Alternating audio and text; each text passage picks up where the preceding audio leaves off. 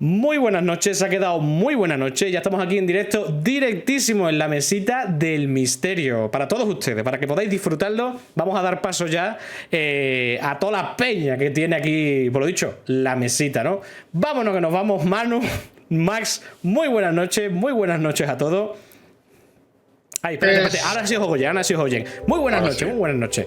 Buenas noches, familia de la mesita del misterio, Maribelona, Conchi, Nono, Maribel Amgar, a toda la gente que nos está siguiendo ya una noche más de jueves. Exactamente. Correcto. A todos los que están desde YouTube, a JM Sanchit, Teodosio Clemente, Maribel Amgar, Mercurio Caronte, los de Twitch, por supuesto, Conchi66, Marchena, no soy yo, Maribelona 41, dame juego.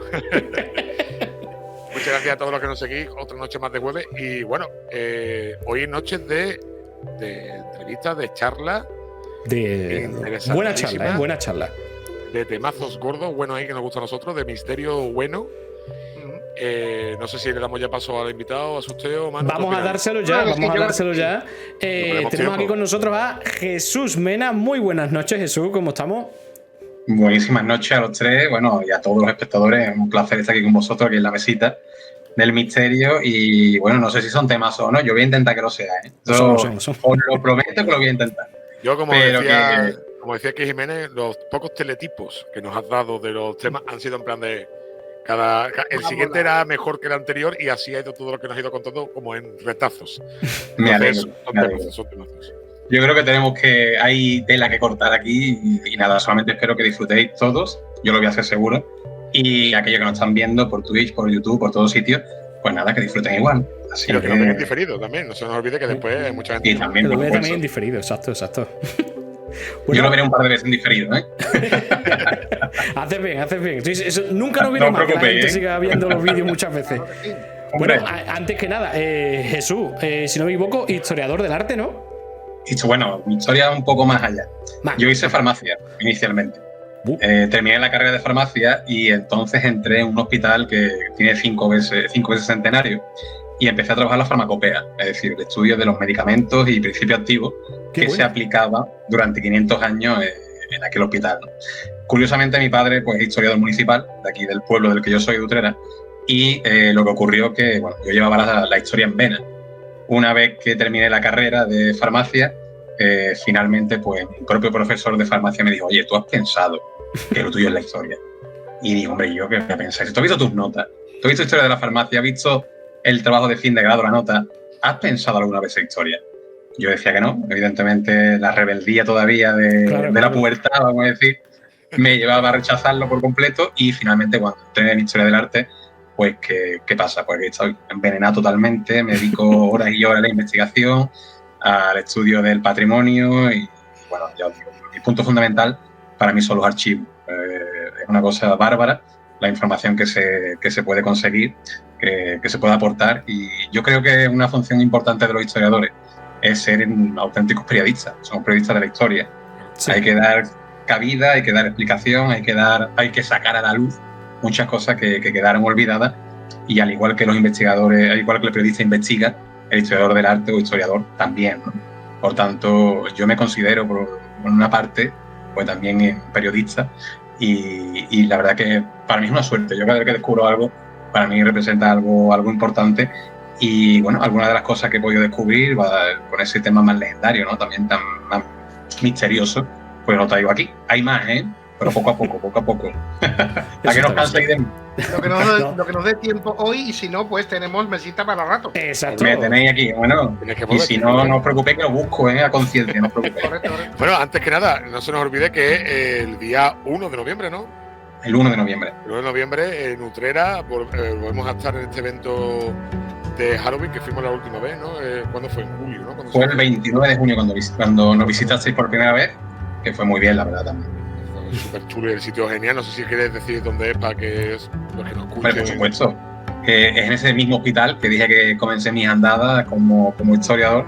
Pues allí mismo, ya digo, un hospital que tiene 5 siglos de historia, miles y miles de historias que contar, y recientemente se ha abierto un museo en el que yo soy guía, conservador del museo, gestor cultural. Entonces hacemos muchas actividades culturales, evidentemente, y una de ellas es la Noche de Difuntos, porque bueno, en esa propia casa, la Noche de Difuntos, porque a nivel histórico hay que tener en consideración que a día de hoy tenemos Halloween, bueno, pero que Halloween es algo meramente la idea que tenemos del concepto norteamericano. Correcto. Pero la Noche de Difuntos en España era fundamental. Claro. Es más, solamente hay que ver el valor que tiene en lugares de Hispanoamérica, que aquí poco a poco pues se va perdiendo. Entonces yo quería recuperar esa tradición, ese concepto, y al principio pensamos con unas visitas nocturnas el primer año. El año pasado también tuvimos la presencia de Javier Prado, que él ha realizado un libro sobre el bestiario español, que recoge todos los monstruos españoles. Yo desde aquí os invito a que contéis con él, porque es un tío súper apañado. Ha escrito recientemente un libro sobre las brujas de España, y bueno, es un tío que es bastante bueno, ¿no? La verdad que estuvo muy bien ese año.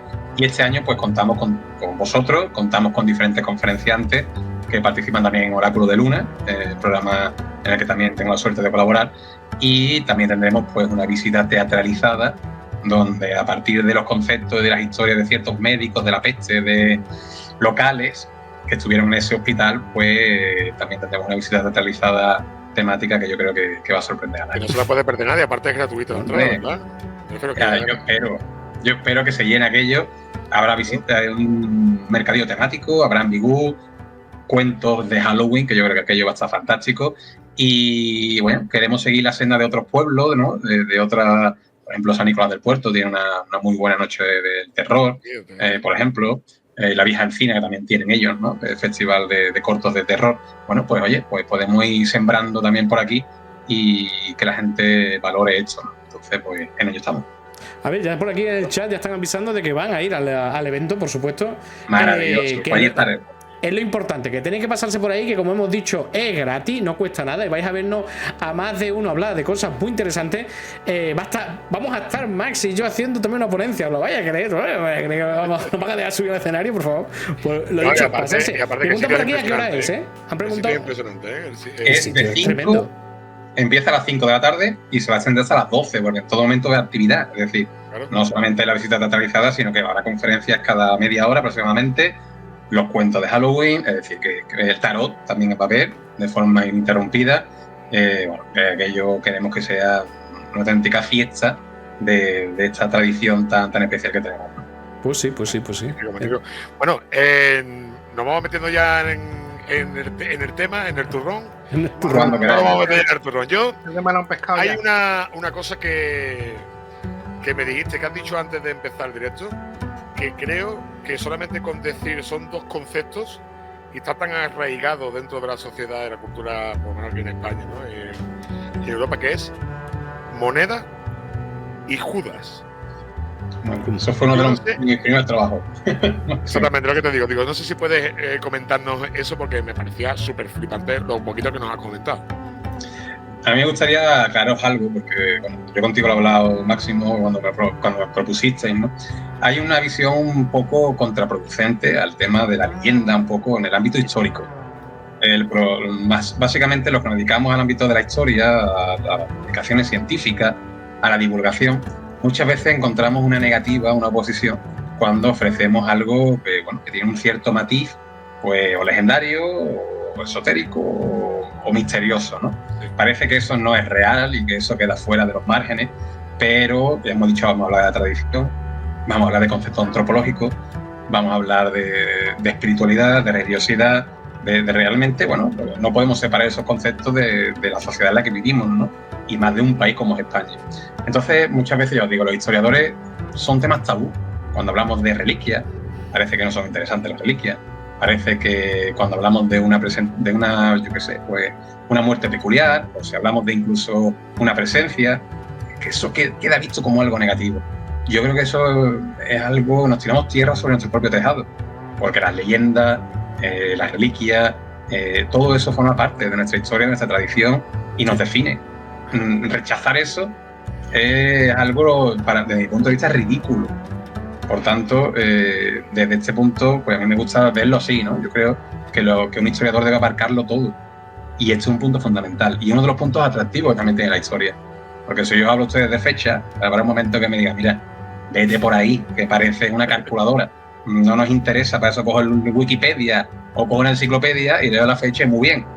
No, la historia se compone de vivencia, de individualidades también, no solamente de colectivos. Y ahí este tipo de temas yo creo que son fundamentales. Entonces, hablando de yo el primer contacto casi, fue recién acabada la carrera. Salió la famosa serie de Ales de la Iglesia, ¿no? De HBO, que fue la de las 30 monedas. Entonces aquello pues fue un hito. Yo soy muy cinéfilo también. Y claro, pues oye, pues, es un tema que me interesó, era un tema muy candente, un tema que había superado la frontera incluso de España, que había tenido bastante éxito, o un éxito en Estados Unidos. Entonces, oye, pues me interesaba poder tratar algo sobre ello. ¿Qué ocurre? Pues que curiosamente me di cuenta y descubro que en el propio pueblo en el que vivo hubo una reliquia de una moneda de Judas.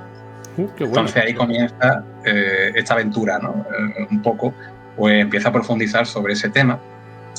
Y la historia de la moneda, pues además llega a Utrera de una forma muy curiosa, muy particular, porque, bueno, evidentemente sabéis que las monedas, ahora no recuerdo el número exacto, pero no son muchas las monedas que se conservan de reliquias de Judas. Bueno, para aquellos que no lo sepan, las monedas de Judas son aquellas monedas con las que pagaron a Judas en el momento en el que entrega a Jesucristo y que posteriormente, en el momento en el que se ahorca por la culpa, ¿no?, de haberlo entregado, finalmente dice que se desprenden en su bolsillo y bueno, a partir de ahí, pues aparentemente no tenemos ninguna mención más ni en los evangelios apócrifos, ni en los evangelios oficiales, ni ningún tipo de mención. Pero claro, hay un fenómeno muy importante, que también hablaremos luego de él, que es el fenómeno de las reliquias, que se pone muy de moda en el concepto medieval y que aparecen de todo tipo. Y entre ellas aparecen estas famosas reliquias de las monedas de Judas, que pues a la Iglesia supo llevarlo muy bien a lo de la serie inicialmente. Entonces, pues bueno, yo empecé un poco cuando me llegó a mí ese conocimiento de esa reliquia que había sido mencionada por viajeros románticos en el siglo XIX, de aquí que venían a esta localidad, que es Utrera, pueblo de Sevilla, pues bueno, me picó mucho el gusanillo y empecé a leer sobre ella. Y curiosamente, ya os digo, no son muchas las reliquias que se conservan de las monedas, son pocas, y la de Utrera está totalmente desconocida. No solamente eso, sino que de las pocas que se conservan, muchas se utilizaron, creo que en Zaragoza había algunas, se utilizaron para la fundición de una campana. Joder. Ante la necesidades. Claro. Entonces, pues algunas se repartían por Hispanoamérica, pero eran muy pocos los casos que quedaban en la propia península, ¿no? La propia península ibérica y la propia España. Por tanto, claro, cuando empiezo a mover un poco de hilo y empiezo a indagar, descubro que esa moneda pues ya aparece desde antiguo. ¿Cuándo llega esa moneda? Denario, del siglo I después de Cristo, que llega a Utrera pues en el siglo XVI con un personaje que yo creo que también a aquellos que les gustan el misterio le va a sonar, que es el famoso Benito Arias Montano. Benito Arias Montano. ¿No lo conoces, Maximo? No me suena, Benito Arias Montano. Benito Arias Montano, para aquellos que les guste el Escorial, para aquellos que conozcan el amor que tenía Felipe II por las reliquias, por la alquimia, pues Benito Arias Montano es el gran personaje que amaba, era un gran personaje culto, evidentemente, era licenciado, quiero recordar, era historiador, bueno, tenía una gran cantidad de titulaciones, vamos a decir, de aquel momento, pero también tenía ese gusto por lo inexplicable, ¿no? Entonces él juega un papel muy importante. Disculpadnos, porque había un error en mi ordenador que ha dicho hasta luego. Habíamos cortado a Jesús, que estaba hablando justamente de las 30 monedas, de la historia que estaba por aquí. Bueno, estamos hablando de un personaje importante, que es Benito Arias Montano, que creo que nos quedamos por aquí, ¿no? Sí, eso sí, yo creo que nos quedamos por aquí, que es uno de los grandes personajes vamos a decir, de la historia esotérica, un poco legendaria o misteriosa de la España finales del siglo XVI. Él tuvo un peso fundamental en la corte de Felipe II, incluso dice que llega a influenciar a la hora de la propia construcción del Escorial. Bueno, el Escorial da para 15 programas mínimo, como decir 16 o 17, y él dice que juega un papel importante. Algunos de sus escritos se conservan actualmente en la propia biblioteca del Escorial. Sabemos la pasión que tenía Felipe II por aquello de que le era desconocido. Algunos han tachado a Felipe II como un personaje oscuro, un personaje obsesionado con el cristianismo o con la religión, pero bueno, depende quién lo analice. Felipe II también era un amante profundo de la alquimia. Esa obsesión por la reliquia tiene otras connotaciones. Otra de las cosas fundamentales que tiene Felipe II es la propia carta astral, que definirá su vida, porque bueno, otra cosa interesante es ese concepto, ¿no?, de nacido bajo el signo de Saturno, Pero bueno, vamos a dejar de terciar de Felipe II, que es otro personaje, para hacer 15 programas también, para añadir. Lo importante es ese señor, ¿no? Benito Arias Montano, que comienza a codearse con la corte del rey, del gran rey de aquel momento y prácticamente de la historia de España. Y llega a sus oídos el descubrimiento de una lápida en la localidad de Utrera. Y él pues había tenido una amistad con un utrerano que fue fundamental para el descubrimiento, pues yo creo, de uno de los puntos fundamentales a nivel de yacimientos romanos que tenemos en la provincia de Sevilla, que es la famosa Itálica Santiponce, donde aquellos que sean fan de Juego de Tronos sabrán que se grabó parte de las últimas temporadas de la serie. Y pues Rodrigo Caro fue el que cantó a los restos que allí había y puso en valor de nuevo en Sevilla. Es más, la llamó la Sevilla Vieja. Decía que la original Sevilla, o el primer concepto de ciudad como Sevilla nace allí, aunque era equívoco, ¿no? Pero él en ese criterio pues le pone ese nombre y guardaba una amistad con Benito Arias Montano. Cuando aparece esa lápida en Utrera, cerca del castillo, con una escritura romana bastante interesante, pues Benito Arias Montano, en ese amor que tenía por lo desconocido, por la historia, por lo legendario, se presenta aquí en Utrera y pide que le den esa lápida. ¿Qué ocurre? Que Rodrigo Caro no era tonto, era su amigo, pero evidentemente no era tonto, y es capaz de mantener la lápida un tiempo en Utrera hasta que finalmente pues él fallece, ¿no? La familia que tenía la lápida la entregará a una parroquia muy cercana al propio castillo, y que es la parroquia de Santiago, y a partir de ahí esa lápida se guardará ahí. Benito Arias Montano, aprovechando ese vacío, se presenta a la localidad y ofrece un intercambio. Esa lápida por una reliquia auténtica de Judas. Una reliquia que tiene una historia, porque como todo, tiene un principio. Y hay que partir de que en Sevilla tenemos la famosa Casa Pilatos también, que muchos conocerán. La Casa Pilatos, para aquellos que lo desconozcan, es el origen básicamente de la Semana Santa de Sevilla. De ahí que se llame Casa Pilatos. O sea, no es auténtico nombre. ¿Qué ocurre? Que hay una familia, que era la familia Fabric Enríquez, y estas personas realizaron un viaje a los santos lugares de Roma y también a los santos lugares de Jerusalén, y trajeron reliquias. Entre ellas traen 2 monedas de Judas.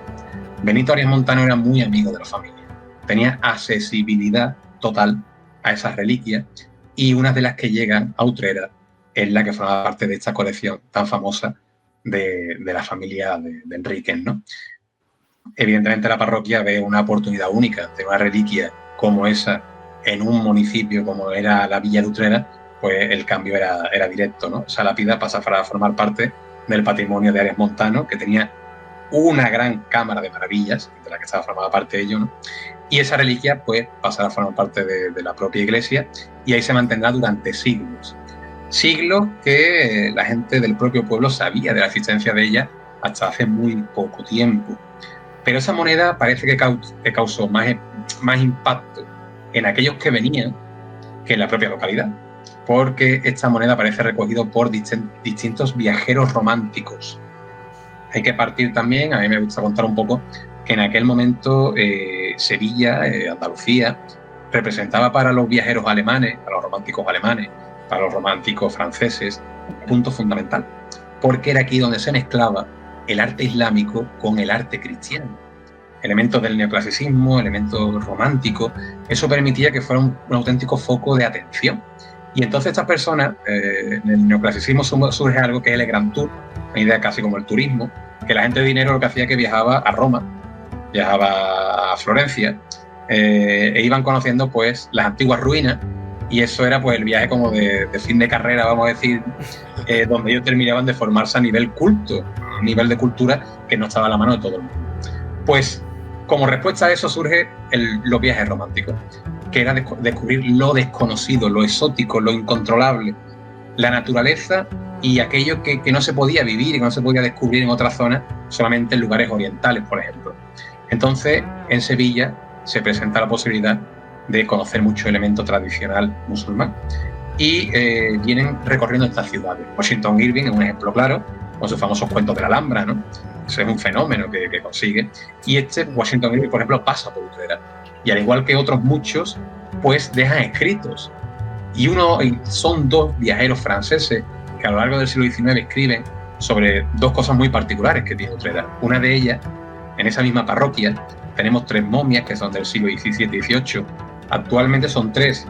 En el siglo XIX eran 20. Y lo interesante es que eran 20 momias las que se conservaban.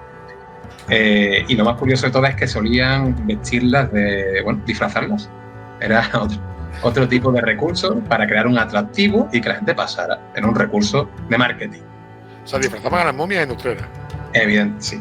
Es una cosa curiosa, la vestían pues de propios sacerdotes, ropa de época, le daban pues un cierto, a día de hoy sería visto como un poco desagradable, pero en aquel momento era algo atractivo. Hoy sería funable, ¿no? Imaginar. Entonces eso hacía que fuera una parada obligada. Y otra cosa que reconocían como algo totalmente inaudito era la presencia de esa moneda de Judas que presidía el famoso monumento que montaban el Jueves Santo y que era una prueba fehaciente de la existencia de Cristo y por supuesto de su pasión. Esta moneda pues se mantiene en Utrera, como muchos saben, hasta aproximadamente la década de los 90 o 2000. Está en la propia parroquia. Aparecen los inventarios de la parroquia, se mantiene de forma reiterante. Pero ¿qué ocurre? Pues que en ese periodo vivimos un periodo de quizá de desinterés hacia ciertos elementos, ¿no? Se pierden muchas cosas. Una de estas monedas, como ya he comentado anteriormente, acaba siendo fundida en Zaragoza para hacer una campana. Y en este caso lo que ocurre en Utrera es que se regala. Posiblemente se regala como un obsequio y la moneda acaba desapareciendo. ¿Qué ocurre? Que a medida de que este artículo que yo publiqué sale a la luz, aprovechando el tirón de la serie, pues todo el mundo empieza a llamarme. Oye, yo sé dónde está la moneda, ¿puedo hacer que te vendan la moneda? Digo, pero no es mi intención comprar la moneda. Yo simplemente quería sacar a colación pues algo que hace particular, ¿no? Nuestro pueblo. Pero es que sé de buena fuente que esta moneda acabará en un gran coleccionista que realizará un troquel de ella y realizará copias. Y a día de hoy, muchas de las copias que hay de denarios del siglo I después de Cristo son las que se hacen a partir de esta propia moneda de Judas. A día de hoy ya no puedo confirmar si la moneda sigue aquí, si no, pero durante décadas y hasta hace muy poquito esa moneda ha estado aquí presente y ya os digo, es algo que tiene 2000 años de antigüedad. Las reliquias, me gustaría decir de ellas, que las reliquias no son meramente, su valor ya no recae en que sea un elemento que forma parte de la pasión de Cristo. Yo creo que las reliquias van más allá. Las reliquias se cargan de una energía especial por miles y miles y miles de personas que le han dedicado un momento de rezo, han puesto sobre ella toda la única esperanza que le quedaba, han llorado, han reído, es decir, eso está cargado de una cierta energía. Por tanto, yo ya no os puedo decir si esta moneda, pues la de Judas, posiblemente no lo fuera, pero lo que es evidente que tenía 2000 años de antigüedad, ha estado expuesta en muchas manos, mucha gente ha rezado sobre ella, y solamente por ese mero hecho, yo creo que es un elemento que debe formar parte pues, del patrimonio, ¿no? Y que debe ser algo que debe ser conocido por la propia gente local. ¿Para qué? A día de hoy no la tenemos, pero lo que no podemos permitir que cosas como estas queden perdidas por un desconocimiento total, como lo que ocurre a día de hoy, ¿no? Con otras muchas cosas. Porque, por ejemplo, hablando de la reliquia, hay una cosa, no sé si sabéis que en el Santo Sepulcro de Jerusalén, ahí en la entrada hay una roca, una especie como de estructura de mármol, que está a día de hoy gastada, de la gente apoyar las manos, la cabeza, rezar. Ese es un elemento neoclásico, bueno, se coloca en el siglo XIX, no tiene nada que ver con Cristo. Pero no pensáis que después de pasar por ahí millones de personas que habrán pasado seguro, si contabilizamos desde el siglo XIX aquí, pidiendo, rezando, eso a día de hoy, ¿qué es? Eso a día de hoy una reliquia. Es otra reliquia, claro. El valor que tiene, lo que tiene de cada persona que ha pasado por ahí, ya la hace especial. Entonces, ahí ese es el punto fuerte de la reliquia. Porque después, si tú reduces a lo simple, lo que es una reliquia es un cacho de madera, un cacho de hierro, como incluso, por ejemplo, hablamos en la guía de la España Encantada que había un pañal, ¿no? También creo que había, ¿no? Bueno, en reliquias de Cristo hay, porque las auténticas reliquias, las más atractivas, son aquellas que han tenido un contacto directo con Cristo, ¿no? Claro. Ahí tiene mucho que ver y se lo debemos a Indiana Jones, ¿eh? También pues, es importante en este caso que Harrison Ford, George Lucas y Steven Spielberg le dieran esa visión. Pero son las auténticas potencias, ¿no? Porque son las que han tenido un contacto directo con El Salvador, vamos a decir. Por tanto, el mero trozo de madera se convierte en algo superior. Pero claro, cuando ya no queda nada más y hay que buscar cosas, para mi gusto, ya que rayan lo absurdo. Tenemos desde el prepucio de Cristo, son varios prepucios. Lo hemos comentado varias veces, creo que más de lo que incluso se merecería, ¿verdad, Max?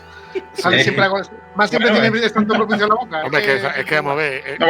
La cosa que hay con el tema de las reliquias y la figura de Jesucristo, que muchas veces obviamos que el tema de la escatología en la reliquia es muy común. O sea, un santo prepucio, una teta, un corazón, un riñón, sabéis, hay una gota de leche de la Virgen. Sí. Eso ya es que dice que una vez al año esa gota de leche había sido solidificada, se vuelve a disolver, se vuelve a convertir en leche y al día siguiente pues se vuelve a endurecer.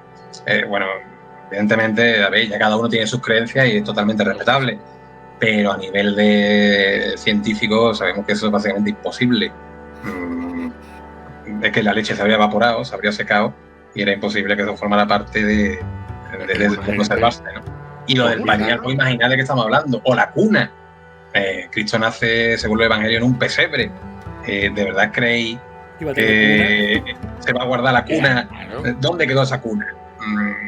O bueno, otro día también escuché una cosa tan absurda como que dice que en un pueblo de España se conserva el cuerpo de los pastores al que se le presentó San Gabriel para informarle de que Cristo había nacido.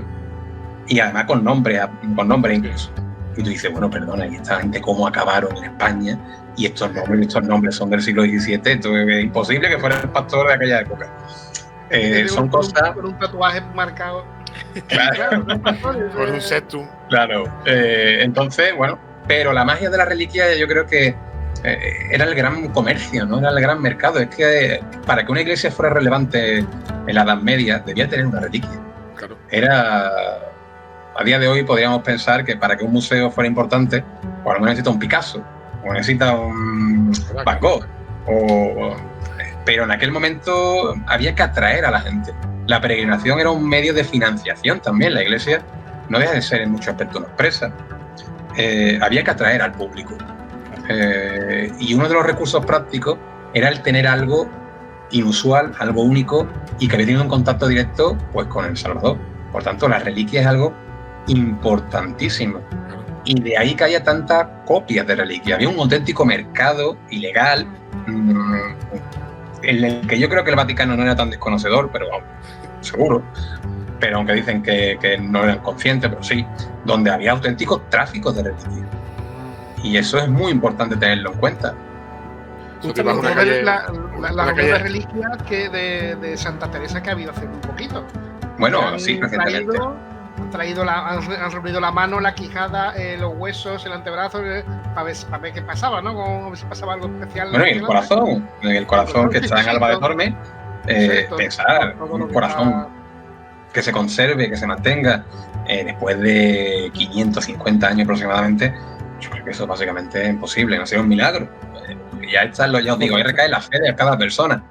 Eso es evidente. O sea, que tú ibas en la época de la Edad Media al Vaticano y en un callejón te decía, tío, ¿quieres un hueso de San Ildefonso? Más o menos. ¿Cuánto más o menos. Más o menos. En plan Van Helsing o, ¿sabes? O Constantine o algo así. Comentar rápidamente, en el chat han puesto un mensaje muy interesante. Dice, sábanas santas hay unas cuantas, correcto, porque justamente hemos hablado que aquí en España tenemos... si no me equivoco, ¿2 pueden ser? Bueno, no, vamos a hablar de la Sábana Santa, es un tema que podemos sacar ya directamente a colación. Dale caña. Sí, por favor. Ya que hablamos de reliquias, porque también he tenido la suerte de descubrir una Sábana Santa en mi pueblo. Mi pueblo parece como Smallville, pero aquí en Sevilla, ¿sabéis? Aquí hay un montón de cosas. Y tenemos cosas muy particulares. En este mismo museo, en este mismo hospital en el que digo que trabajo, bueno, pues hay una enfermería. Se hace una enfermería posterior al siglo XVIII. Y bueno, investigando, veo en uno de los inventarios la aparición de una copia de la Sábana Santa original de Turín. Yo ya me quedo loco perdido, porque para mí siempre el tema de la Sábana Santa pues me ha parecido un tema muy atractivo. Yo creo que es un punto, porque creo que es uno de los grandes misterios que tenemos de la humanidad. A día de hoy, ¿no? O por lo menos no de la humanidad, pero sí de la historia. Es muy difícil el poder darle una explicación en muchos aspectos a lo que representa la sábana, toda la historia que la precede. Entonces, pues a mí siempre ha sido un tema que me ha parecido muy atractivo. Y volvemos a lo mismo, a lo que comencé al principio. Muy rechazado por los historiadores. muy visto como una connotación negativa, cuando en sí mismo es una auténtica obra de arte, es un testimonio y es una fuente, ya no de la existencia de Cristo, sino una fuente de época, de material, de especie del momento, de todo, por tanto, de prácticas, estéticas, de todo. Por tanto, no se debe rechazar jamás ese tipo de elementos. Pues bueno, en esa indagación, a día de hoy creo que son 135 sábanas de las que se tienen constancia en el mundo, y en España creo que rondan la 20, ¿vale? Aproximadamente. Pues investigando, aparece eso. Imaginar cómo se me queda a mí la cara. Yo ya hago un par de llamadas, mira esto es impresionante, ¿qué está pasando? Y empiezo a indagar, empiezo a profundizar y veo que esa sábana pues aparece en futuros inventarios. Y una pieza que aparece recogida en la enfermería. En Utrera no hay ningún tipo de conocimiento sobre ella. Jamás se habla de esa sábana. Y yo me pregunto, ¿y por qué no se habla de esta sábana? Y entiendo ahora el por qué, o quiero darle esa connotación. A ver. Esa enfermería era algo que quedaba, vamos a decir, aislado al resto del mundo. Por tanto, el hospital se llama Santa Resurrección. La prueba más fehaciente de la resurrección, sin duda alguna, es la sábana santa. Por tanto, esa sábana pasaba a formar parte, estaba expuesta en un retablo, una pequeña capillita que había en esa enfermería, rodeado de 24 pacientes enfermos, con todo tipo de enfermedades del momento, personas que no tenían medios económicos, no tenían posibilidades de sustentarse, pues estaba rodeada, además, esta sábana de 12 reliquias, es decir, de cada uno de los apóstoles de Cristo. Es una auténtica barbaridad para aquel momento. Y lo curioso, que esa sábana lo que se hacía es que una ostensión de ella, no sabéis lo que es la ostensión, ¿no? Básicamente que se abría, pasaba en procesión por delante de los propios enfermos, los enfermos la tocaban, realizaban una misa y volvían a guardarla. Jamás la gente del pueblo fue consciente de la existencia de esa pieza. Es algo que ya os digo, poder descubrirlo, pues yo creo que es algo que de verdad me siento muy, muy orgulloso. Y claro, indagando, pues de dónde puede proceder esta pieza. Porque lo curioso no es simplemente que sea copia idéntica de la original, es que ya te pone que es tocada de la original. Joder. Aquí hay dos clasificaciones, podemos decir. Las copias, que son copias de copia muchas veces. Tú tienes una copia en Jaén, se conservan algunas. Aquí en Sevilla, en un pueblo de Sevilla, también hay otras, del año 1530 aproximadamente. En Jerez, que hablaremos de ella. Y tú copiabas esa y punto. Pero las buenas eran aquellas que eran tocadas de la original. Porque ¿qué significaba eso? Que el pintor que lo había hecho frente a la original y luego la había rozado por ella, cargándola de esa energía, de esa divinidad, ¿no? De la que la hacía diferente. Pues esta sábana, en España creo actualmente que hay 2 o 3, pues esta o es la tercera o la cuarta, para que os hagáis la idea. Hay una cosa que han dicho por el chat que me parece muy interesante también para comentarlo. Voy a ponerlo rápidamente uno de ellos, que a mí dice: como reliquias de la Pasión de Cristo, en la Catedral de Valencia se guarda un trozo de la Veracruz, la Santa Espina y el Santo Cáliz. Bueno, el Santo Cáliz de Valencia, eso son palabras mayores.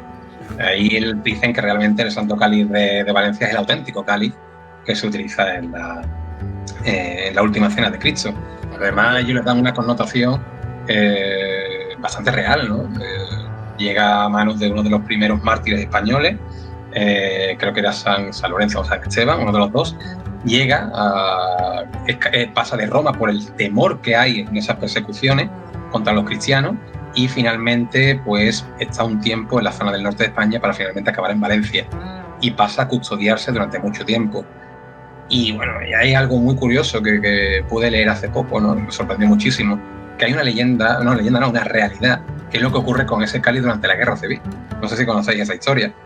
Que creo que yo cuando la escuché se me pusieron los vellos de punta, porque dice que el bando republicano, cuando toma Valencia, lo primero que quiere hacer evidentemente es acabar o hacer el mayor daño posible al bando nacional, y lo relacionan con el cristianismo en ese aspecto. Entonces quieren acceder a la catedral y acabar con las grandes reliquias que tiene. Una de ellas, y la principal, es el propio cáliz. ¿Qué ocurre? Pues realizan una misa previa, sabiendo las circunstancias que hay, y el deán de la catedral entrega a una señora el cáliz, se lo envuelve en un paño para que se lo lleve a su casa. Curiosamente, esa señora, saliendo de la catedral, se encuentra con los soldados republicanos que van a entrar a la catedral. Temerosa, llega a su casa guarda el cáliz en un entrecajón. Dentro del cajón creó un hueco, un cajón de un armario, crea un hueco para poder guardarlo, lo cubre como puede y lo deja allí. ¿Qué pasa luego? Bueno, pues que uno de estos soldados republicanos que había visto a la señora la conoce y propone o da el chivatazo de que posiblemente ese cáliz se conserve en la casa de ella. Se presenta allí, la guardia republicana empiezan a desmantelar toda la casa y este mismo soldado republicano encuentra ese cáliz en ese cajón, en ese hueco. ¿Qué es lo que hace? Nada. Directamente dice: aquí no hay nada, vayámonos, aquí no hay rastro, pido perdón porque he culpado a esta señora sin ningún tipo de prueba, me arrepiento. Bueno, se van. Esta señora no entiende cómo ha podido ocurrir eso, porque es que lo había visto, sí o sí, y al día siguiente dice que ese soldado republicano se presenta en la casa de ella, solo, le abre la puerta y se pone a llorar como una Magdalena, pidiéndole perdón, y diciendo que se arrepiente muchísimo de lo que había ocurrido, que él había visto el cáliz, pero que jamás la delatará y le agradece lo que está haciendo. Esta señora temerosa vuelve a llevarse el cáliz, se va a unas casas que tenían a las afueras de Valencia, allí guarda el cáliz en un hueco de la cocina y finalmente vuelven los republicanos.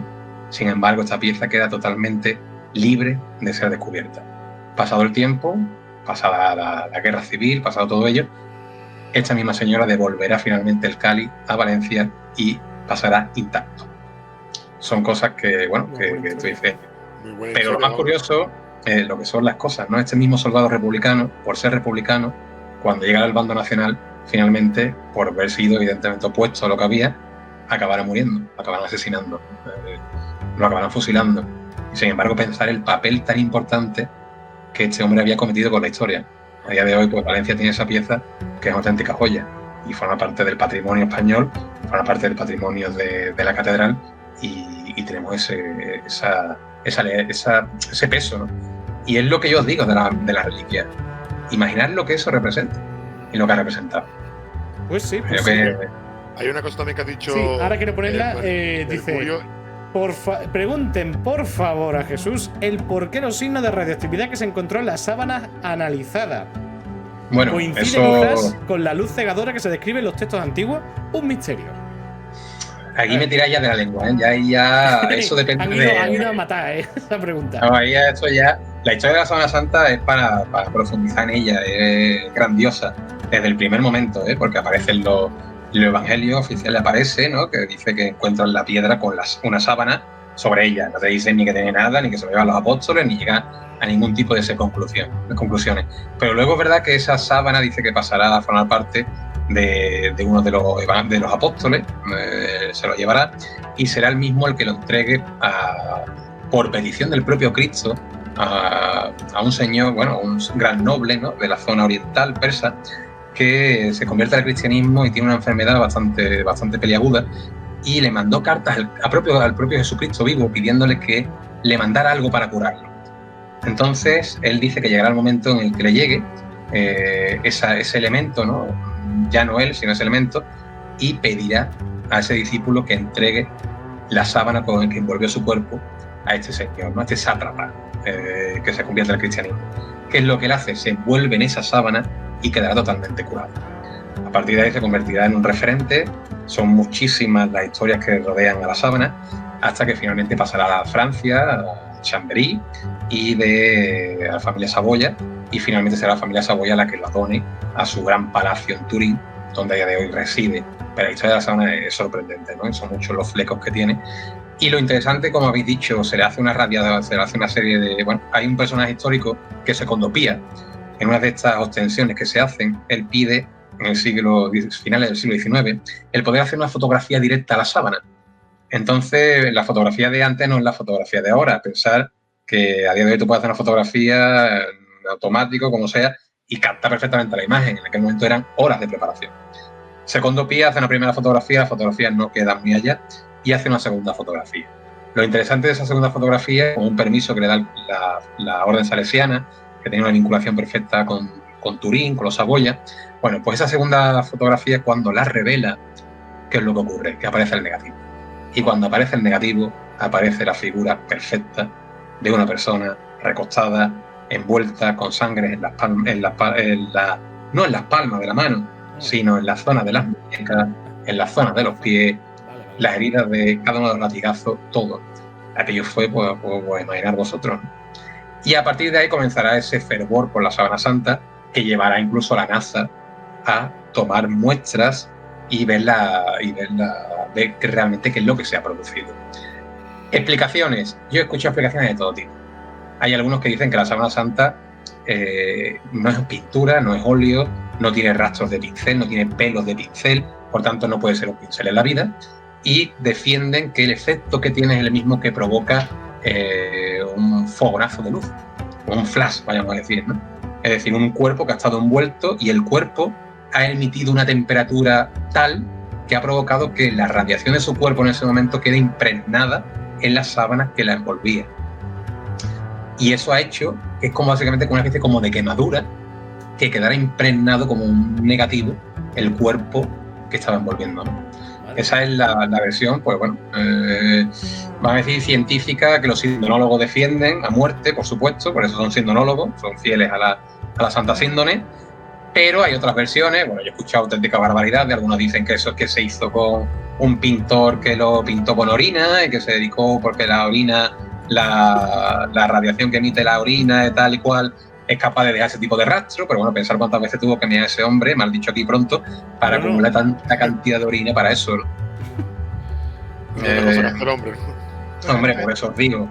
Entonces, bueno, es difícil de explicar. Ahí está también la autenticidad. Hay algunos que dicen que encontraron polen del siglo I, otros dicen que la tela tenía fragmentos del siglo XIV o XV, quiero recordar. Pero ¿qué ocurre? Que esa tela tiene mucha historia. Las monjas de Chamberí, en un momento la sábana ha sufrido varios incendios, y uno de ellos pues dice que la caja de metal en la que se encuentra la sábana, custodiándola, se derrite por completo, y el único daño que hace es que una gota de metal cae sobre la sábana, pero no le daña en nada lo que es el propio cuerpo, en nada, ¿no? Entonces las monjas hacen un remiendo, le ponen trozos de tela debajo, y ahí dicen que puede estar esa confusión. Ya os digo, estamos hablando de uno de los grandes misterios. Ojalá pudiera yo resolverlo, ahí ya no puedo llegar. Yo me quedo más un poco en el régimen local, ¿no? El concepto del descubrimiento de esa sábana, de esa copia que tenemos en Utrera, y que era tan sumamente desconocida, y que, bueno, pues tirando del carro, tirando del hilo, puede descubrir que llegó de Jerez de la Frontera. En Jerez de la Frontera hay una muy peculiar, en el convento de la Merced. Es muy curiosa esa sábana porque tiene, no solamente que se ha tocado la original, sino que tiene un fragmento de la original, un fragmentito de tela que se la cosieron. Entonces, ahí hay una pequeña dicotomía, porque dice que esta sábana pues, está presente en 1520-30, la trae un arzobispo que se dirige a al Nuevo Mundo, y llegando a Jerez coge una enfermedad muy mala, muere, y esa sábana queda allí. Pero ahora viene el INRI de todo esto. Tenemos un fraile en el siglo XVII de la orden que es turinense, italiano, y te dice que una de las donaciones que hace antes de la muerte es la donación de una sábana santa que él mismo ha traído de Italia, tocada de la original, y que se guardará en ese convento de la Merced. Por lo tanto, tenemos dos sábanas con dos caminos totalmente distintos, tanto en fecha como en historia, ¿no? A día de hoy, en Jerez solamente hay una. Aquí hubo otra. Y la que llegó aquí era de Jerez. Por tanto, se puede abrir la posibilidad de que una de las que estuvo allí viniese a Utrera, entregada por esa relación, porque este hospital guarda una cierta relación con Jerez de la Frontera, de una vinculación muy íntima, y es muy posible que esa misma sábana fuera la que procedía de Jerez y que pasara a formar parte de Utrera. Entonces, pues, es un misterio, seguiré tirando del hilo, ya estoy moviendo, y bueno, espero que pronto aparezca reconocida también esa 135 como la 136 del mundo y la 23 o 24 de España. Yo espero que aparezca, ¿no? Porque creo que es un testimonio fehaciente, y el que quiera documentación nada más tiene que pedírmela. Que tengo documentación. ¿Esa sábana es una sábana completa o es una verónica? Completa. Bueno, sí, porque eso es otro fenómeno que tenemos. Bueno, sabéis que en Oviedo se conserva cuando se producían los judíos, por el general envolvían el cuerpo del difunto pero la cara también le ponían un pequeño manto, un mandilión, se le podría decir, que era, bueno, porque emitía cualquier tipo de sustancia, ¿no? A la hora de la muerte o posterior, pues que eso no quedara, no manchara el resto de la sábana que envolvía el cuerpo. Por tanto, esa sábana, ese mandilión acabará en Oviedo. A día de hoy se conserva uno de los grandes tesoros que tenemos. Y lo interesante es que concuerda, también tiene ese ligero fogonazo, y es que concuerda de forma perfecta con la sábana santa de Turín. Entonces, otro de los grandes misterios que también tenemos aquí. Y aquí también tenemos el paño de la Verónica, pero vosotros también tenéis que pensar que Verónica significa rostro verdadero. Y la Verónica es un personaje que no existió, no aparece en ningún tipo de evangelio, no aparece ningún tipo de mención de ella. Totalmente, claro. Claro, ya no es ni apócrifo, es que es una invención posterior, y ese Verónica no deja de ser eso, ¿no? Ese rostro verdadero que surge con el tiempo y que no se adapta a lo que es la propia pasión original, lo que tenemos conscientemente. Pero el otro sí, ese mandilión sí. ¿Y la sábana de Utrera está expuesta, está conservada en...? Por desgracia, ¿qué ocurre, Manu? Pues como todo, España tuvo un gran periodo de decadencia, también sería para hablarlo. ¿Cuántos tesoros parten de España a los grandes magnates norteamericanos? Porque la Royal Society Hispanic encuentra en España un filón de oro. Hay una historia que sé que me voy por los cerros de Úbeda, pero bueno, es curiosa contarla, ¿no? Hay un magnate del que se basó la película del Ciudadano Kane, norteamericano, que este señor pues parece que queda locamente enamorado de los artesonados que tenemos en España. Esos artesonados que tenemos, queda enamorado del mudéjar y de los grandes techos de madera que tenemos en España, que son únicos, que son mudéjares de la tradición musulmana, que son una barbaridad. Bueno, pues este hombre se obsesiona tanto que comienza a contratar a historiadores españoles que le realicen, a carpinteros que le realicen modelos, y llega a una conclusión: es mucho más barato comprar el artesonado original y transportarlo a Estados Unidos que hacer uno nuevo. Joder. Por tanto, se dedica a comprar artesonados del siglo XVI y XVII de toda España, a desmantelar cubiertas enteras de iglesias y llevárselo a ese palacete que él mismo estaba haciendo. Pero imaginar cómo son las cosas y cómo es la vida, que este hombre tenía un coche donde dice que la guantera era de una madera de una gran calidad, finalmente acabará muriendo y atravesado por los fragmentos de madera, dice que lo reventó totalmente, que le atravesaron el cuerpo y murió a manos de algo tan curioso como era la madera, y tanta madera que aquí no había robado, porque yo creo que no era otra cosa que un robo, lo que estábamos perdiendo. Y es una auténtica barbaridad. Y en México no recuerdo personajes, también unos grandes magnates mexicanos, que tiene un artesonado en su casa, en México, que tú dices, pero Dios, ¿qué hace esto aquí? Si eso es patrimonio nacional, ¿cómo ha acabado esto ahí? Y fue en ese periodo del siglo XIX, por ejemplo, aquí en Sevilla teníamos un personaje que era Huntington, donde nosotros mismos no sabíamos qué teníamos, no le dábamos importancia. En el mes de Nueva York hay un templo, hay un palacio renacentista entero, piedra a piedra, que se lleva creo que era de Granada al mes de Nueva York, y allí está. Tenemos iglesias románicas del norte de España que están en rotondas de diferentes ciudades norteamericanas. ¿Qué hace un templo románico español allí? Pues eso es lo que ocurre, ¿no? Ese tipo de circunstancias que se iban perdiendo el patrimonio. Por tanto, estas sábanas y este tipo de elementos eran muy atractivos, no se tenía un conocimiento, un valor de lo que representaban, y finalmente se acaban perdiendo. En este caso, yo el último dato que tengo sobre la sábana es del año 1859, que aparece en uno de los últimos inventarios, y a partir de ahí no tengo constancia de nada más. No hay nada más. Pero no, ¿puedes repetir el año que no me he enterado bien? 1859. 59. Me ha recordado lo que ha comentado Jesús sobre el tema de que no apreciamos lo que tenemos aquí, a cuando estuvimos hablando sobre la historia de Granada, de las leyendas y demás, como Jowen, que era el invitado, nos comentó algo que nos quedamos flipando, y es que en su momento la Alhambra estaba abandonada y estaba llena de personas que no tenían dónde vivir y se metieron ahí, hacían sus fogatas, sus cosillas, rodeados de esos grabados en las paredes, de esas pinturas, que habían pinturas, que nos sorprendió también a Max y a mí, que habían pinturas. Nosotros, ¿qué dice? Como de pintura en la Alhambra. La había. Y... Sí, alguna hay todavía. Pensar una cosa, si conocéis Granada, la Alhambra quedaba a una cierta altura. La zona del Sacromonte, el Albaicín, era una zona en aquel momento que no era bien vista. Bueno, vivía muchas veces clases sociales pues más humildes, ¿no? Más pobres en ese aspecto, y la Alhambra era un espacio abandonado, lejano de la ciudad, donde aquello realmente, bueno, pues bien, pero que eso fue hasta hace muy poco. Tenemos una visión que de la Alhambra se vive una segunda etapa vital cuando se convierte en patrimonio de la humanidad, que fue en torno a los años 60, 70 aproximadamente, pero que estamos hablando de un abandono general, no solamente de la Alhambra, sino de muchos sitios, ¿no? La Alhambra, Washington Irving, en esos cuentos de la Alhambra, ¿no? que revitalizó el concepto de la Alhambra y creó un fenómeno tan importante como es el alhambrismo. Esos viajeros románticos que venían a fotografiarla, a dibujarla, porque era una auténtica barbaridad, una auténtica maravilla, lo que encontraba en un edificio abandonado. Y Washington Irving inventaba la existencia de duendes, de, ¿no?, ese tipo de cosas que dice que había. Bueno, básicamente porque aquello tenía esa leyenda, esas historias que contaban muchas veces a los niños para que no fueran allí. Y esa magia, ese romanticismo de aquel momento en España, pues contribuyó también un poco, yo creo, a su grandeza, pero también se perdió mucho. Entonces, yo tengo otro caso aquí que es curioso, ¿no? Aquí hay una iglesia que tiene una de las devociones más importantes de la Andalucía occidental, tiene una romería muy importante en España, y tenía 3 retablos fundamentales que, curiosamente, podéis imaginar dónde acaba.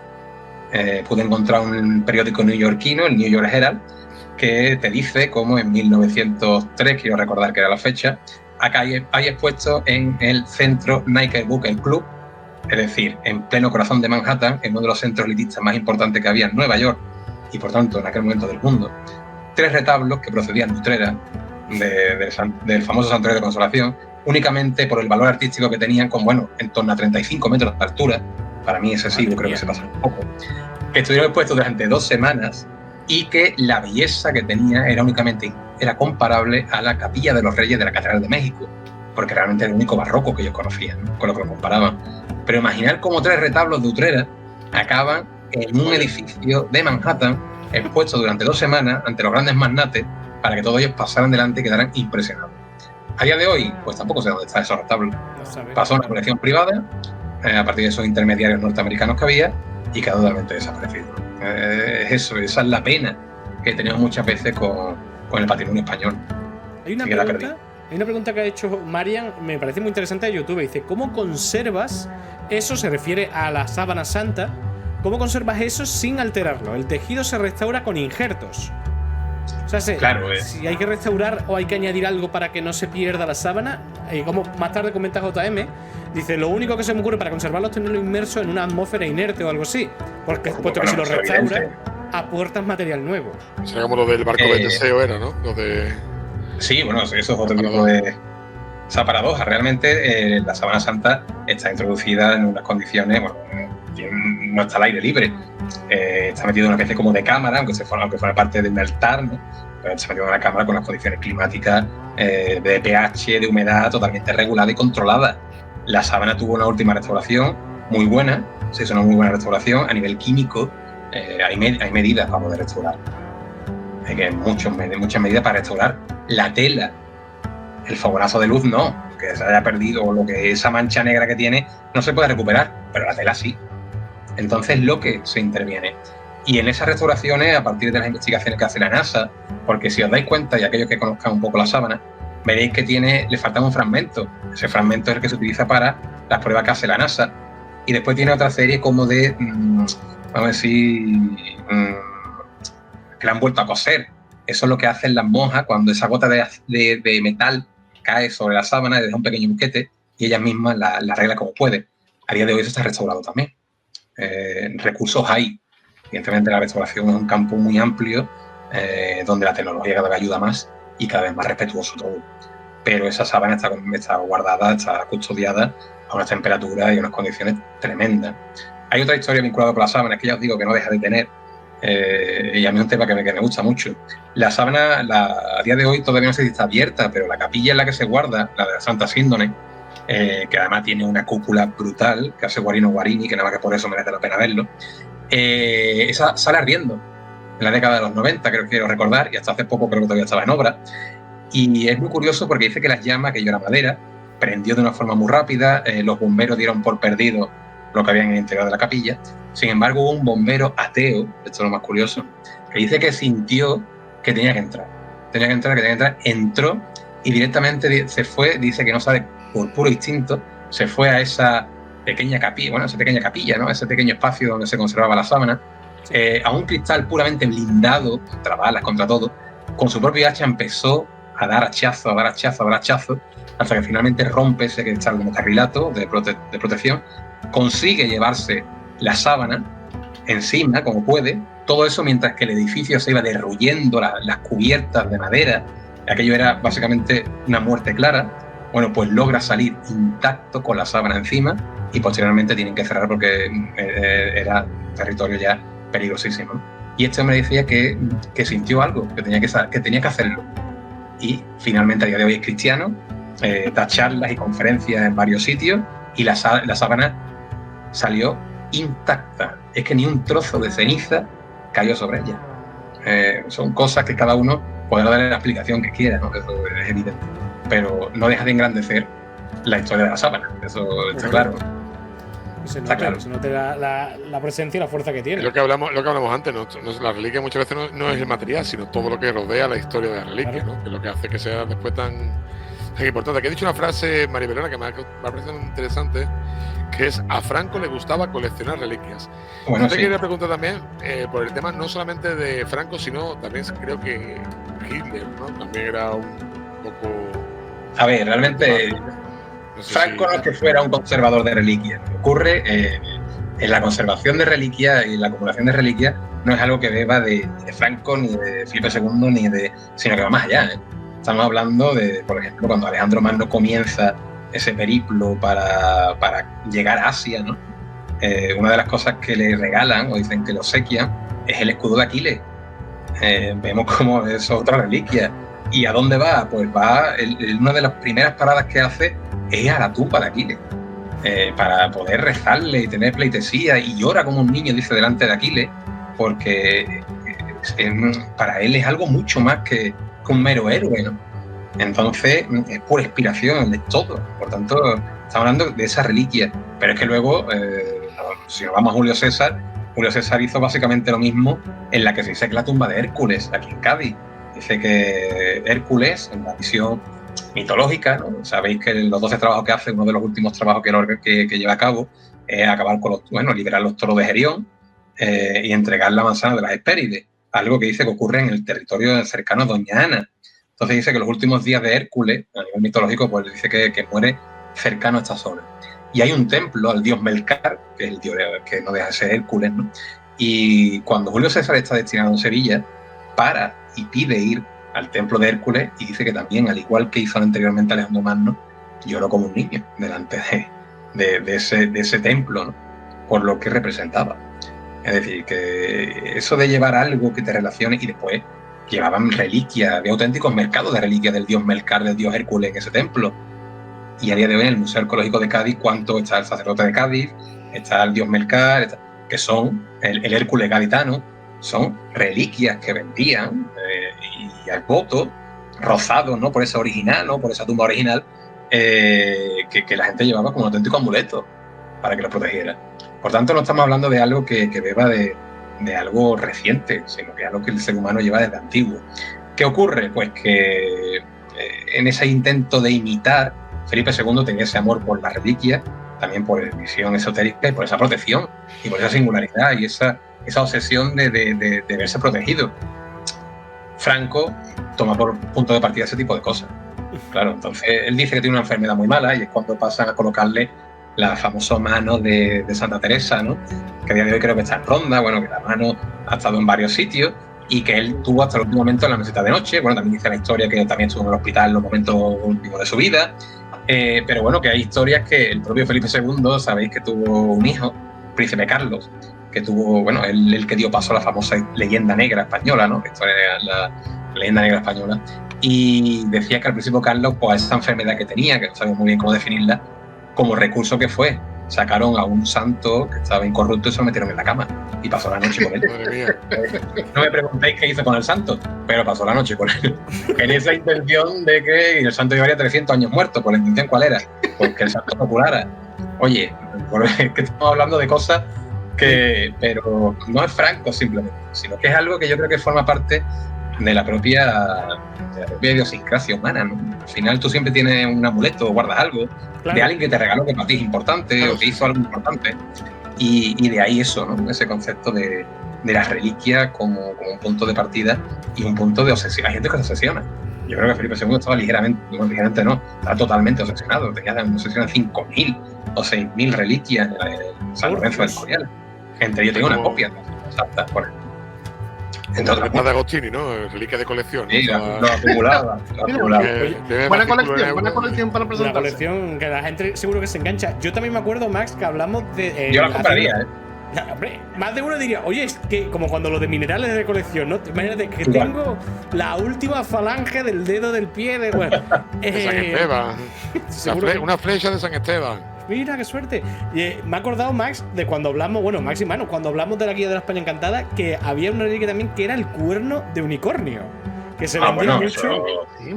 Eso es maravilloso. Bueno, sabéis, no sé si conocéis el libro del viaje del unicornio, que es un libro del Lava Galán, que fue por el planeta, que fue en 83.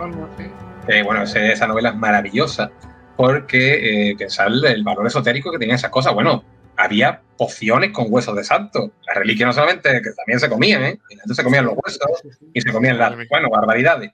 Entonces, sí, hacían sus cosas, sus pócimas y sus cosas para que ungüentos con huesos de santo. Entonces, era algo muy práctico y muy sanatorio, aparentemente. Lo del cuerno de unicornio, ese libro está muy bien porque recoge el pasaje de Enrique IV, el hermano de Isabel la Católica, que vulgarmente se conoce como el impotente.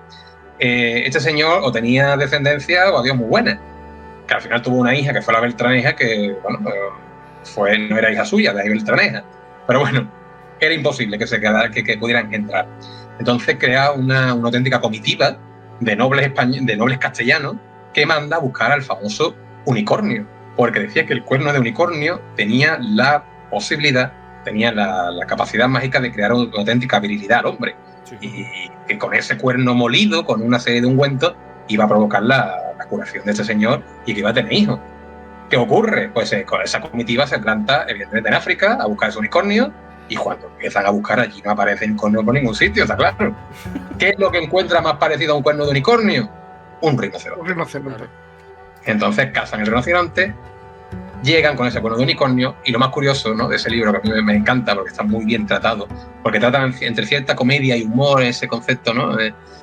Drama y humor, ese viaje.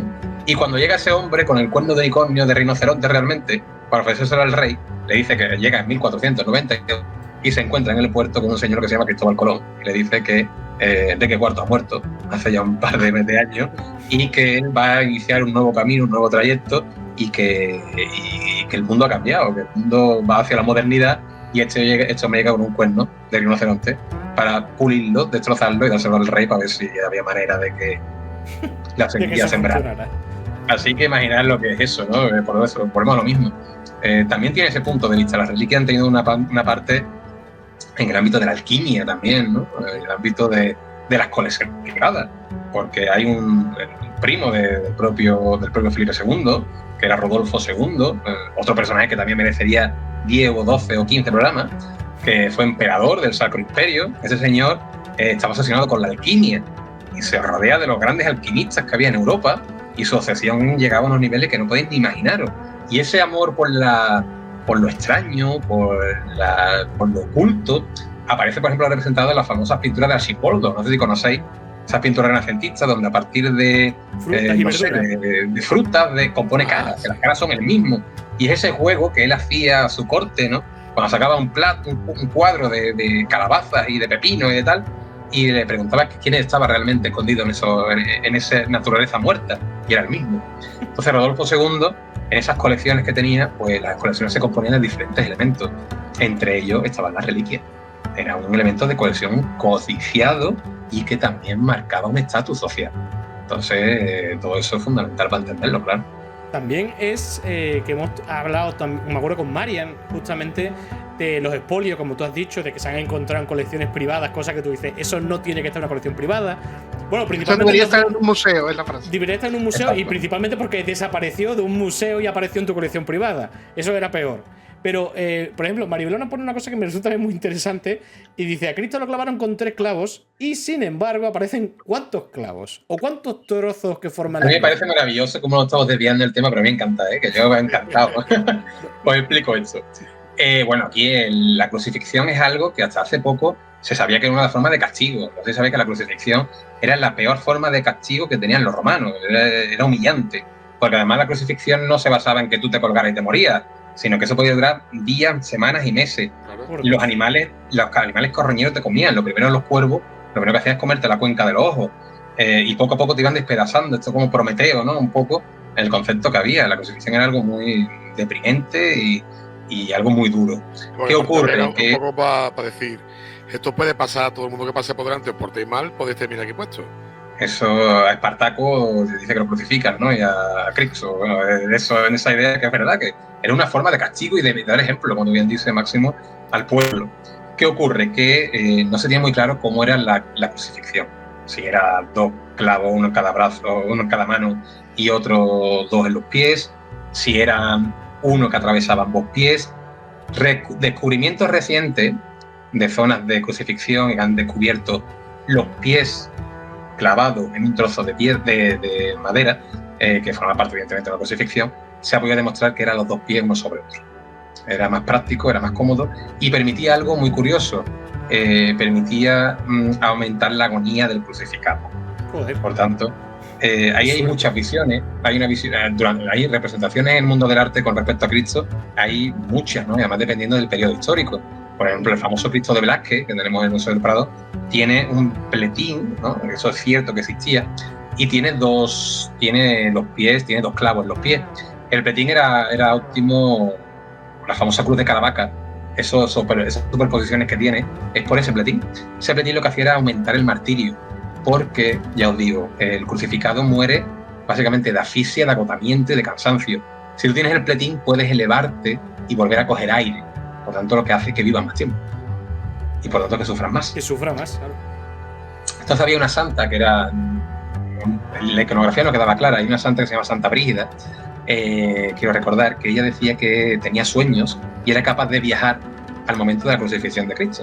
Y ella, bueno, básicamente narra toda la crucifixión de Cristo y dice que Cristo tenía 2 clavos, uno en cada mano y uno en los pies. Entonces, bueno, pues eso un poco Francisco Pacheco, por ejemplo, aquí en el arte en Andalucía o en toda España, pues lo marca como canon y es el criterio que utilizamos. Los clavos, sabéis cómo llegan los clavos, ¿no? Aquí hay, hablando de la sábana, antes me había hablado sobre la Santa Espina que hay en la Santa Espina y la Santa Veracruz que hay en Valencia. Sí. Santa Veracruz hay para dar la vuelta al mundo. Bueno, si pusiéramos todas las Veracruces que hay, habría cruces para dar la vuelta al mundo, creo que son 2 veces, para que haga la idea de cuántas Veracruces hay, ¿vale? Veracruz, sabéis como el propio nombre dice, la cruz verdadera, es un fragmento de esa cruz. Claro. Esa cruz la descubre Santa Elena, ¿vale? La madre de Constantino.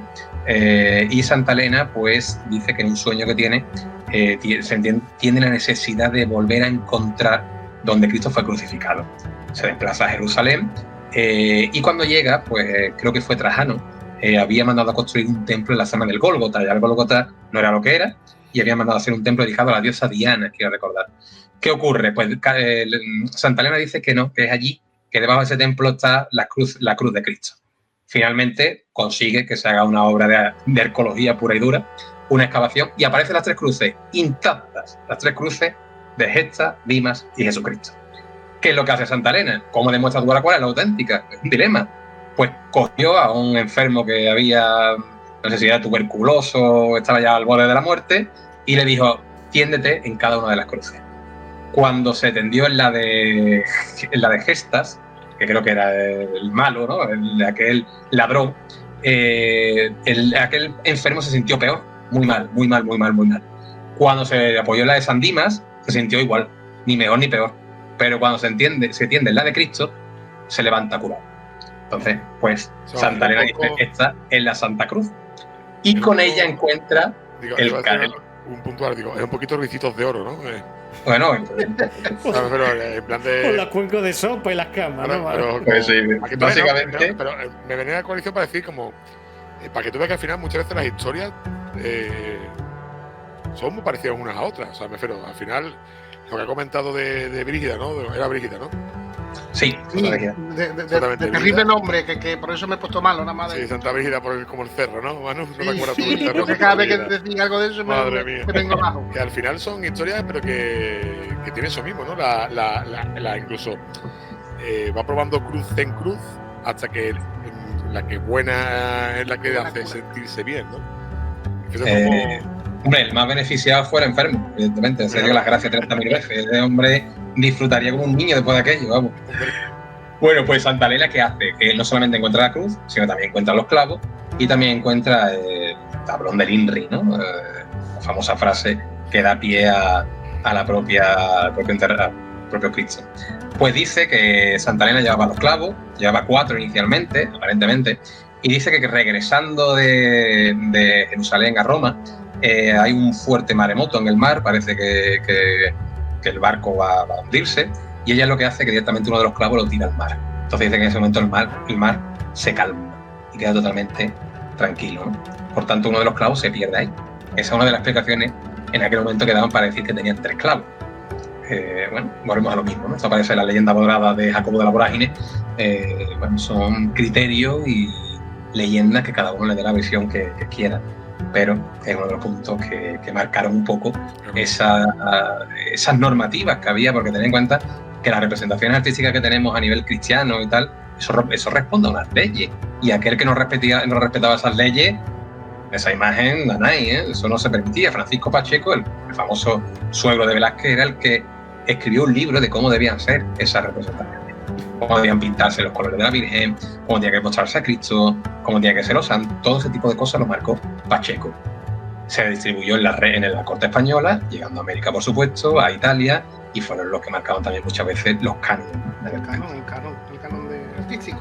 Es que estamos hablando de eso, de canon artístico para que todo el mundo lo hiciera igual, bajo pena de que lo que hicieran fuera herejía.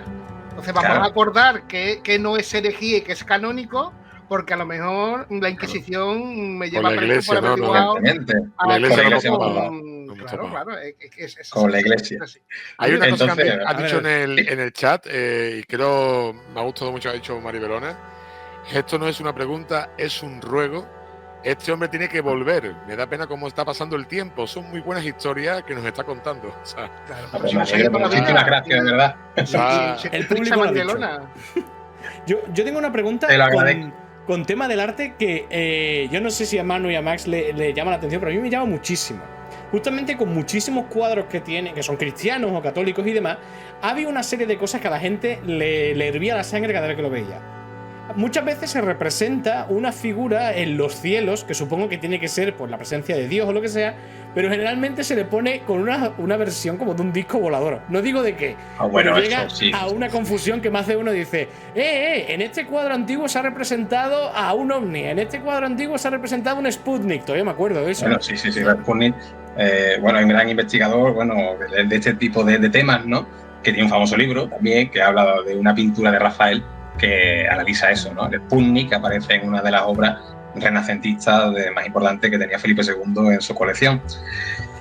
En ese criterio hablamos de la iconografía, el simbolismo. Bueno, es muy difícil. Primero hay que tener en cuenta la representación del orbe, el orbe redondo, ¿no? Un orbe metálico, porque si os dais cuenta muchas veces, cuando veis un santo o un niño de Dios, que es muy típico también, suele portar un orbe sobre la mano de la Virgen, ¿no? Siempre un elemento metálico, no suele ser un elemento que suele tener una connotación dorada o con bronce. Sí.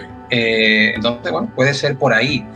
Hablar es muy difícil. Primero hay que meterse en la mente del pintor. Dar una explicación. Hombre, evidentemente en Sputnik, aquí lo vemos, con las 2 antenas, sí, es algo que sorprende y por la similitud que tiene, pero claro, vemos un orbe, ¿no? Entonces, aquí ya me estáis tirando de la parte más histórica, científica, a una parte más... Pero deja eso un misterio, ¿no? Evidentemente no deja eso un misterio. Y creo que muchas veces los historiadores del arte, ese tipo de temáticas, solemos como obviarlas, ¿no? Decir, bueno, es un orbe. No, pero realmente es un orbe y punto. Y no podemos... Realmente, si lo miras a Jesús, porque eso, por ejemplo, lo que lleva Dios y Jesucristo pueden ser 2 cetros, pero tío, 2 cetros que son tan finos.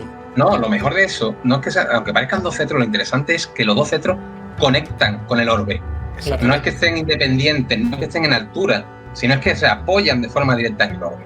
Eso ya es lo más que lo que te explota la cabeza. Porque, pero y después lo que tiene debajo el orbe, o sea, como esa especie como de redondel que tiene debajo. Tiene algo debajo, cerca del como parece como un elemento sobre una cámara fotográfica de aquel, bueno, una cosa de una cámara. Sí, es una cosa extraña, sí.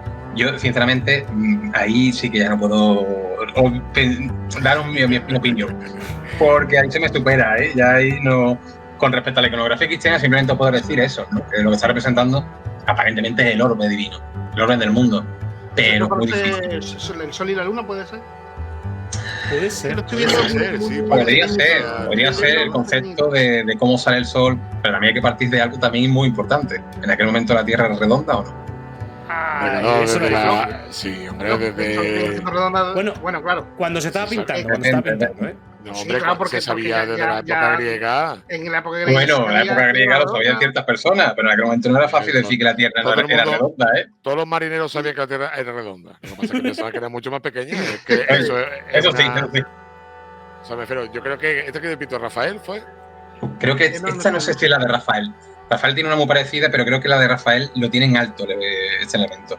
Otro que lo tiene es Botticelli, también tiene un elemento muy parecido en alto, parecido a eso, ¿no? Yo creo que en la pintura renacentista italiana es una cosa que aparece con mucha constancia. Por ejemplo, en la pintura española no es un elemento que aparezca. Yo creo que se reduce más a eso. Digo, en el Renacimiento, el tema del Renacimiento, cuando tenemos esa explosión del amor por lo griego, por lo antiguo, por la que no tuvieran contacto personas artistas renacentistas con la creencia, entre comillas, científica, ¿no? De la época griega, lo veo raro, la verdad. Hombre, es que los artistas renacentistas del Renacimiento eran auténticos científicos, todos. Por eso. O gran parte, ¿no? Los tres grandes, Rafael, Miguel Ángel y Leonardo, tenían una naturaleza completamente científica. Te voy a hacer una pregunta, Jesús, yo creo que sea completamente... A ver. Va a ser rápida. Para ti, ¿realmente quién es el genio? ¿Miguel Ángel o Leonardo? Hostia. Es complicado, pero es que es una pregunta que yo siempre suelo hacer porque yo estuve... No, te la respondo encantado. Mira, yo como genio artístico, para mí es Miguel Ángel. Como científico, Leonardo. Leonardo realmente no es el gran artista, es el gran científico. Leonardo era empírico, Leonardo tenía... No te digo... Pero Leonardo... Pero Leonardo en verdad realmente no hizo... O sea, mejor, Leonardo... Como artista se ha dado más a conocer y ha sido más reconocido ahora. Es que realmente la obra de Leonardo tampoco es... O sea, Miguel Ángel es un tío que solamente con el Moisés ya te revienta la vida. Y con la... No, pero es lo que ha dicho en este comentario, ¿no? Leonardo era un visionario. Leonardo desde pequeño ya se siente atraído por el mundo de la naturaleza, por el concepto de lo que hay más allá, por el cuerpo humano. Ese concepto, eso que hace él, Miguel Ángel también hizo disecciones, y está demostrado que lo hizo en el Santo Espíritu en Florencia. Pero Leonardo en todo momento tenía esa necesidad de ir más allá. Leonardo trabaja la robótica del momento, ¿no? Pero él crea auténticos robots del momento en movimiento que eran capaces de ir hacia tramoyas para... Yo creo que Leonardo era mucho más allá. Diseños arquitectónicos muchas veces más avanzados de lo que había. Y que no eran practicables de lo que él proponía, ¿no? Un sistema de alcantarillado. Pero después no llegaba a mitad de las cosas, o sea, pero él era muy de... Pero eso no forma parte de los grandes genios. Era más teórico. Por eso te digo lo del genio. Miguel Ángel se quedó mirando ese cacho de mármol que nadie quería, y solo David. Miguel Ángel son dos personas muy distintas en el concepto de entender el arte. Por ejemplo, bueno, sabéis las disputas que había. Leonardo era mayor que Miguel Ángel, y Leonardo pues estaba bien visto, pero el niño mimado de los Medici, por ejemplo, era Miguel Ángel. Y Miguel Ángel era escultor, la pintura no era su faceta favorita, él no quería dedicarse realmente al ámbito de la pintura, muchas veces lo hacía por obligación. Su amor verdadero era la propia escultura. Leonardo le decía que, mientras que él tenía en cuenta esa pintura, me estáis hablando del mundo antiguo, la pintura es poesis, la pintura era poesía, era el acercamiento a lo sublime, mientras que la escultura era mancharte la ropa de polvo, sucio, fuerza, brutalidad, y Leonardo le decía eso: ¿tú cómo vas a venir a mí a decirme nada cuando tú vienes aquí manchado, no se te ve la cara de blanco, como que a mí me va a venir tú con nada? Entonces ese pique lo tenía, era un pique constante. Pero yo creo que los dos eran grandes genios en todos los campos. Que, bueno, Miguel Ángel en la arquitectura era brillante también, ¿no? Pero Miguel Ángel terminaba las obras con la que podía. Tampoco se habla de lo que no terminó, porque San Lorenzo, por ejemplo, en Florencia, la tumba, el famoso último descanso de los Medici, hizo las esculturas maravillosas del atardecer, el amanecer, el día y la noche, que son brutales, pero la fachada nunca la terminó. Ahí está, el ladrillo visto todavía, y todavía está esperando que ese hombre termine la obra. ¿Por qué? Porque lo llamaron para el Vaticano para hacer la Capilla Sixtina, y su gran sueño era terminar el monumento a Julio II, que lo único que queda de Julio II son los esclavos, algunos esclavos, y el Moisés. Pero que eso era nada de lo que realmente quería hacerle a Julio II. Por tanto, otra obra inconclusa. Máximo, es que en ese momento. A ver, los dos tenían un poco tiempo para sus cosillas, tenían sus cosillas. O sea que sí es verdad que no se puede obviar, por supuesto, a Leonardo, como artista enorme que es. Que por cierto, yo siempre digo lo mismo: cuando vayáis al Louvre, no veáis la Gioconda, detrás tenéis la Virgen de la Roca, que es muchísimo mejor obra. No eche nadie cuenta de la Virgen de la Roca. ¿Verdad? Es verdad, tío, todo el mundo con la Gioconda, que es un cromo, y detrás, tío, es magnífico. Además, la Gioconda la he visto todo el mundo 1000 veces en 20.000 sitios, la Virgen de la Roca. Yo te digo una cosa, en el Museo Británico todo Dios le estaba haciendo fotos al cuarto, a la silla de Van Gogh, y a la derecha había un cuadro de unos cangrejos de Van Gogh precioso, y yo dije, ¿y los cangrejos? Y yo, hazle foto a los cangrejos. Sí, pero salían de puta madre, estaban bien hechos. La silla estaba muy bien. Mira, a la espalda de la Gioconda está en una sala, ¿no? Creo que tiene enfrente un Tintoretto que es enorme. Yo creo que de los cuadros de los formatos más grandes que he visto de cuadros, con un detallismo brutal, porque creo que una Última Cena, una barbaridad. Sí, no mira nadie.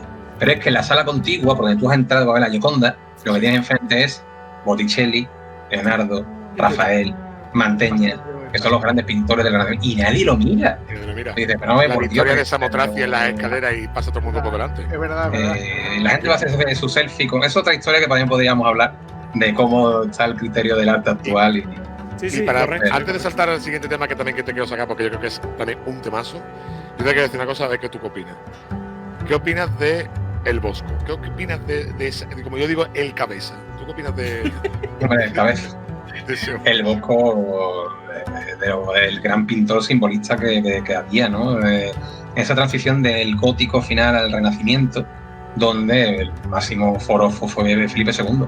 Felipe II tenía muy claro que ese simbolismo que tenía el Bosco para él era muy atractivo. Es más, la última obra que tiene, quiero recordar, Felipe II, en el momento de su muerte frente a él, una de ellas, no sé si fue él o Carlos V, no recuerdo ahora, fue la Reina de las Delicias. En la Reina de las Delicias, porque aquello era representaba todo, ¿no? Todos los caminos de las posibilidades del paraíso, del infierno, del purgatorio, del castigo, esos mensajes subliminales que trata de cómo en aquel momento pues ciertas instituciones, ¿no? La Iglesia y la nobleza, cómo estaban provocando una adulteración y destrucción del mundo. Esos modelos arquitectónicos que trata, que son una auténtica visión del futuro. Para mí, yo creo que el Bosco, bueno, y después tengo las pinturas que son como más cotidianas que para nada cotidianas, y que tienen un simbolismo, ya os digo, una profundidad. Hay pintores, en aquel momento había dos formas de decantarse, ¿no? Evidentemente, partir del momento en el que se vive. El Renacimiento es un periodo de florecimiento mental, culto, racional. La matemática es algo que impera. El mirar al mundo antiguo también. La geometría, todo ese tipo de cosas. Pero también había que dejar muchos mensajes subliminales. Y el Bosco era capaz de dotar de tantos mensajes en un mero lienzo, o en una tabla, como en este caso, un tríptico, que era muy superior, ¿no? Entonces, para mí el Bosco, fíjate que yo fui un personaje que no estudié siquiera en la carrera, ¿no? Me parece sorprendente, pero después he hecho algunos cursos del propio Museo del Prado estudiando el personaje, porque es otro gran desconocido. Es un tipo de pintura que quizás no es, y si no fuera por el colorido no sería tan atractiva, pero todos los mensajes que hay en cada uno de los elementos es para llevarte 2 horas viendo cada detalle. Yo siempre comento, porque hace poco estuve en mayo ahí en el Prado y por supuesto, hay que ver las meninas, tal y cual. Digo, pues yo tengo que ver a mi Bosco de Memor. Yo siempre comento, no sé exactamente si es aquí el cerdo vestido de monja. Sí, en ese no es en otro. Es en otro, ¿no? Es el del infierno, ¿no? El que... Sí, tiene otra percepción, tiene otro... Además tiene uno que son también de los meses del año, quiero recordar, de las estaciones, y creo que en ese donde también aparece. En la cena crítica brutal, y estamos hablando de una sociedad absolutamente cristiana, y los cristianos lo aceptaban. Exactamente. Es que lo que yo decía es que digo, es que este para tío, que se vea, está aquí para abajo, que pinte una monja, un cerdo vestido de monja, que además está como cariñosamente con un hombre semidesnudo. Bueno, esto es de tener o los cojones como los bueyes de Parmaraya, o que te den muy igual tú. Todo.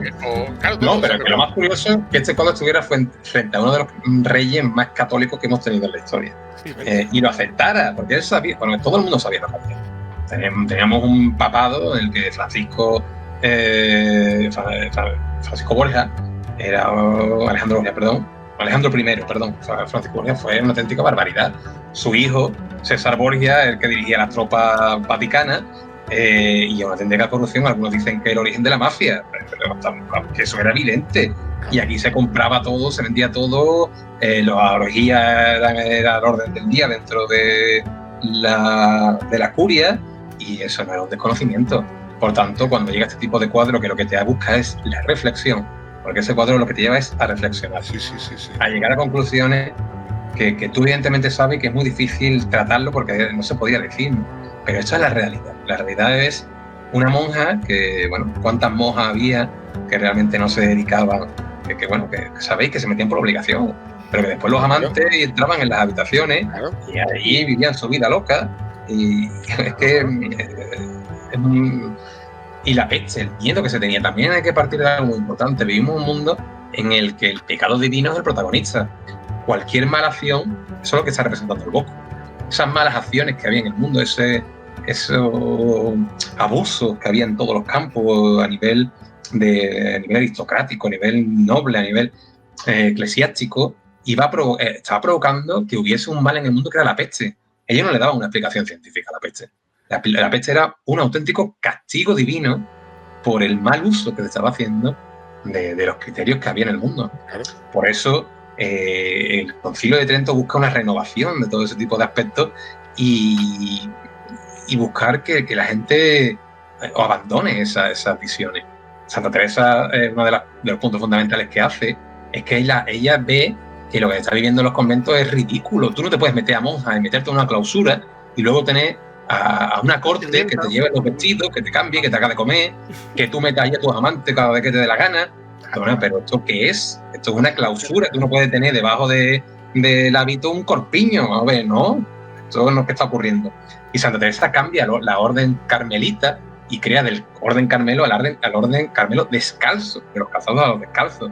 Y empieza a dormir en el suelo, a decir que lo mínimo, lo que necesitas para vivir es lo mínimo. Tú no puedes tener un banquete en un convento, marcando una desigualdad entre las novicias que tenían unos medios y las que no. Perdona, pero ¿esto qué es, no? Entonces vemos cómo eso se vivía, se respiraba en el aire. Entonces, ¿qué hacían? Oye, pues este castigo, esta enfermedad de la peste, es consecuencia de lo que estamos haciendo, abusar. Entonces, por eso cuando el Bosco lo representa, se le permite, porque lo ven como una visión, ¿no? Y una forma de interpretar lo que está ocurriendo en el mundo actualmente. O sea, es como ver un poquito de manera paródica a lo mejor los males que realmente existían, pero que nadie se atrevía a lo mejor a decir en voz alta, ¿no? Son los males que había. Era el jueves, pero en versión de cuadro, claro. Yo siempre hago una referencia a uno de mis dibujantes favoritos de cómics, Robert Crumb, que siempre dibuja lo más asqueroso del movimiento hippie, y él lo vivió. Y yo comento de que el Bosco es el Robert Crumb de su época. Es un tío que es capaz de dibujar lo que realmente había, dándole exactamente igual a lo que a lo mejor pensaba, y encima la gente le pagaba, que es lo más importante. Bueno, además pensar, si tú piensas, la gran parte de la obra del Bosco se conserva en el Prado, porque fue favorecido por la monarquía española, pero tampoco tiene un exceso de obra. Estamos hablando de un pintor de una producción bastante normalita, tirando para pobre, para decir cantidad de obras, ¿no? No tiene una gran cantidad de obras. No estamos hablando de Rafael, estamos hablando de los grandes, ¿no? Y lo que había en España, el Greco, que tiene tantísimas obras. El Bosco no tuvo taller. Estamos hablando de un tipo de pintor peculiar, particular, pero que sin embargo gustaba en la corte. Y eso es lo que también tiene de distinto, ¿no? Que fuera atractivo, ¿no? De lo raro que es. Hostia, hasta le gustaba la gente de esa época. Yo creo que el Bosco, como decía, o sea, mis cuadros, la gente, y yo, son la caña, el tío. Yo voy a pintar algo más raro. ¿Qué Sí, dices? no va. Hasta cuando me dicen que no mola. Más abstracto. Bueno, yo la verdad estoy deseando entrar en un tema. A ver. Que me lo comentaste, que era lo de las pinturas post-mortem. No sé si se llaman así. Eso, hablando de arte, ¿no? Pues es un tema claro, exactamente. interesante. Interesante. Bueno, aquí de forma genérica, la muerte a día de hoy la vemos como algo muy negativo. Como algo que no queremos tener ningún tipo de contacto con ella, pero eso es ahora, ¿eh? Hasta hace 3 días la muerte era el día a día, tú lo convivías, la estuvieras muerto al lado y eso era lo más normal del mundo. Los cementerios formaban parte de los campos santos de las iglesias. A día de hoy tenemos lugares en Irlanda, en Inglaterra, en Gran Bretaña, donde el cementerio forma parte de los parques, porque no deja de ser eso, ¿no? La muerte era un elemento de convivencia. Y en el mundo del arte tenemos referencias constantes a la muerte. Tenemos las vanitas barrocas, tenemos representaciones, nada que ver los propios sepulcros, ¿no? O en los monumentos funerarios. Que a día de hoy eso lo vemos como algo que te pone el vello de punta, ¿no? Este tipo de pintura. Pero claro, vosotros pensad algo. La esperanza de vida era mínima, no había ningún tipo de elemento como la fotografía, y había que inmortalizar a esa persona que había sido parte de tu familia y que ya no existía. Y si tú no la has podido representar en vida, tienes un periodo de tiempo en el que puedes representarla muerta. Claro. Por tanto, era una forma de crear un testimonio para esa persona. Y la gente lo tenía. Y sobre todo en el romanticismo, vamos a hablar de un periodo en el que la muerte todavía es más protagonista, porque al amor de lo sublime, que es el amor por la naturaleza, por lo que te sobrepasa, también nace el amor a lo siniestro. De ahí el gran éxito de las grandes novelas inglesas, ¿no? De ese gótico que aparece en la escritura inglesa, como, bueno, el nuevo Prometeo, Frankenstein, Drácula, es decir, ese amor por lo terrorífico. Entonces la muerte era algo cotidiano, era algo propio, y comienza a encargarse ese tipo de retratos para que se inmortalicen las personas. Y tener tú algo de ese ser que ha estado contigo y que por desgracia se ha ido, ¿no? Y que cuando tú te mueras quede algo de ella. Pero junto con la pintura aparecerá un nuevo elemento, ya más avanzado del siglo XIX, que será la fotografía. Y la fotografía viene todavía a mejorar mucho más esto, porque la fotografía es que no hace falta ni pintarlo, ¿no? Directamente. En un comienzo lo que se hace es que la fotografía se utiliza como una herramienta, fotografías al muerto y después lo pintas. Pero entendieron que era mucho más cómodo la propia fotografía. Tenemos que los fotografías de... Bueno, es que eso formaba parte de las grandes familias burguesas. Es que las grandes familias burguesas ponían a los niños muertos con el que se le acababa de morir, y eso era lo más propio. Había sistemas auténticos para poder colocar derechos esos cuerpos que parecieran que estuviesen vivos, porque para ellos era algo más en la familia, no era algo negativo. Y tenemos que pensar, bueno, ahí tenemos la leyenda famosa del Cid Campeador, ¿no? Que dice que venció una batalla muerto montado sobre el caballo, pero que a Pancho Villa lo montaron en el caballo muerto y lo fotografiaron para dar terror, ¿no? En ese tipo de aspectos. Y la fotografía post-muerte se convierte en un auténtico fenómeno de las grandes casas y de la gran burguesía del siglo XIX, que no era algo negativo, ya os digo, ni que quedara reducido a una población que no tenía medios, no, que era un recurso muy, muy, muy caro, con una auténtica ingeniería detrás para que esas fotografías pudieran salir. Entonces surge ese fenómeno que a día de hoy da tanto repelú, ¿no? También trajo a la moda la película de los otros. Nicole Kidman, cuando ve ese libro de muertos y descubre al servicio, pues queda patente, pero que eso era lo diario. Si viéramos los álbumes de fotografía de nuestros familiares hace 100 y pico de años, en algunos de ellos seguro que había una fotografía de muertos. Porque era la única posibilidad de recordar a esa persona que ha vivido poco, o que se iba, o que ya no iba a estar entre nosotros. Y tú lo ibas a tener. Y lo importante era la convivencia, que no quedara algo aislado, sino que tenía que estar la familia, tenía que tener decoración, tenía que estar maquillada, bueno, había recursos para que no se le cayeran los ojos, para que la boca no se les abriera, porque imagina que muchas fotografías, pues no se hacía el día de la muerte, Frigo Morte, no, era una auténtica barbaridad de la que se hacía para que estas fotografías se vayan a cabo. Yo pude trabajar un tema muy interesante, porque, bueno, en Sevilla hay uno de los grandes, bueno, el Museo del Prado tiene un fondo dedicado únicamente a pintura post-mortem. Y una de las fotografías post-mortem que tiene es de un pintor sevillano que se llama Manuel González Santos. Yo tengo la suerte de conocer a su nieta es uno de los mejores pintores que hay en la Sevilla de comienzos del siglo XX. Y este pintor, pues, se le muere su hijo de forma pronta, o sea, muere muy pronto, recién nacido básicamente, y es lo que hace que quiere inmortalizarlo. ¿Cómo? Pues lo que hace es que fotografía a su hijo muerto y a partir de ahí lo pinta. A día de hoy, esa pintura está recorriendo España por la exposición de CaixaForum y es la fotografía que anteriormente hemos visto. Entonces, pero no lo hace como algo, ya os digo, desagradable, sino que ahí vemos esa pintura. Lo hace con la intención y el amor que puede tener un padre hacia un hijo, que lo que quiere es que su hijo sea eterno. Quiere tener un fragmento de él o quiere tener una parte de él. También tener en cuenta esa visión que había de que la pintura y la fotografía era capaz de captar el alma de las personas. Por tanto, era la posibilidad de tener un pedazo de él, un fragmento de su alma, siempre con él. Y su propio hijo padre tuvo la frialdad de fotografiar a su hijo en varias poses ya muerto para posteriormente realizar esta pintura. Así que imaginaos, ¿no? Y a día de hoy, ya os digo, forma parte de una colección que CaixaForum está llevando por toda España y este retrato, pues, uno de los protagonistas. Así que tuve la suerte de que me pasara la nieta de él, pues la fotografía de su tío, fallecido, porque al fin y al cabo es su tío, y a día de hoy el Museo del Prado está muy interesado en esta fotografía. Por tanto, estamos sacando algo básicamente que es inédito, ¿no? Yo no puedo llevar el programa de Oráculo de lunes, pero es algo inédito, que no se tenía constancia de ello, simplemente se conocía la pintura, pero esa fotografía que habéis puesto, pues es el modelo de esa pintura que posteriormente se realizará. Me he quedado sin palabras, la verdad, porque no me esperaba ese giro. Fíjate que me has comentado por encima antes, pero no me lo esperaba. Claro, lo ponen por aquí, es que es yo lo veo algo terrible. Es macabro. Claro. Pero pero desde la perspectiva del siglo XXI y del criterio que tenemos de la muerte. Pero que lo vuelvo a decir, no sé si tenéis constancia de ello, pero que en el mundo antiguo, en la prehistoria, en las propias viviendas, la gente enterraba a sus difuntos bajo el suelo de sus viviendas para que lo acompañara.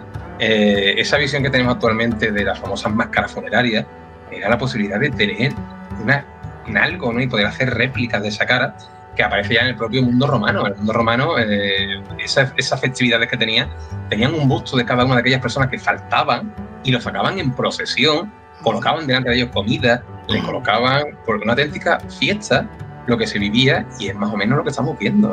Lo que pasa es que esto es una pintura, una fotografía más realista, pero que el criterio es el mismo. Lo que pasa es que con el tiempo se ha ido dando una connotación muy negativa a la muerte. Entonces, pero la muerte es algo que nos acompañará siempre a todos. Esas famosas pinturas que hay de Valdés Leal en el Hospital de la Caridad, ¿no? De Fini Gloriae Mundi o en Icto Júculi, es decir, en un abrir y cerrar de ojos, se aparece un arzobispo, unas coronas de reyes. ¿Por qué? Porque da igual que sea rey, que sea el máximo nivel de la institución religiosa, da igual que seas pobre, lo que sea, tarde o temprano morirás y pasarás a justicia divina. Entonces, eso es lo que a todos nos une y a lo que a todos nos hace iguales. Claro. Y la muerte era algo cotidiano. Las calles estaban llenas de muertos. Durante la peste se quemaban muertos por las calles. Que verlo de ese punto de vista. Entonces, no podemos darle una visión tétrica, que por supuesto a día de hoy nos provoca rechazo, pero que en aquel momento era lo más normal. Cotidiano. Y voy a decir una cosa, esto que ese hombre hizo, lo hizo por amor. Sí. Y no porque fuera un raro, sino porque él quería tener a su hijo con él. Entonces, imaginar hasta qué criterio llegamos, ¿no? Y cómo el mundo ha ido cambiando y cómo ciertas cosas que son naturales las hemos ido haciendo innaturales, un poco naturales, ¿no? Nos da miedo hablar de la muerte, ¿eh? Eso ya lo vimos en un programa, cómo le hemos cambiado un poco las tornas y en algunas épocas se ha visto como algo de lo más normal, como tú bien has comentado. Es que es ley de vida, es lo que toca, y estamos llegando a un momento en el que se intenta tapar, no hablar de ella, no verlo, es un tabú. Es un tabú, que es lo que es un tabú porque no queremos aceptarlo.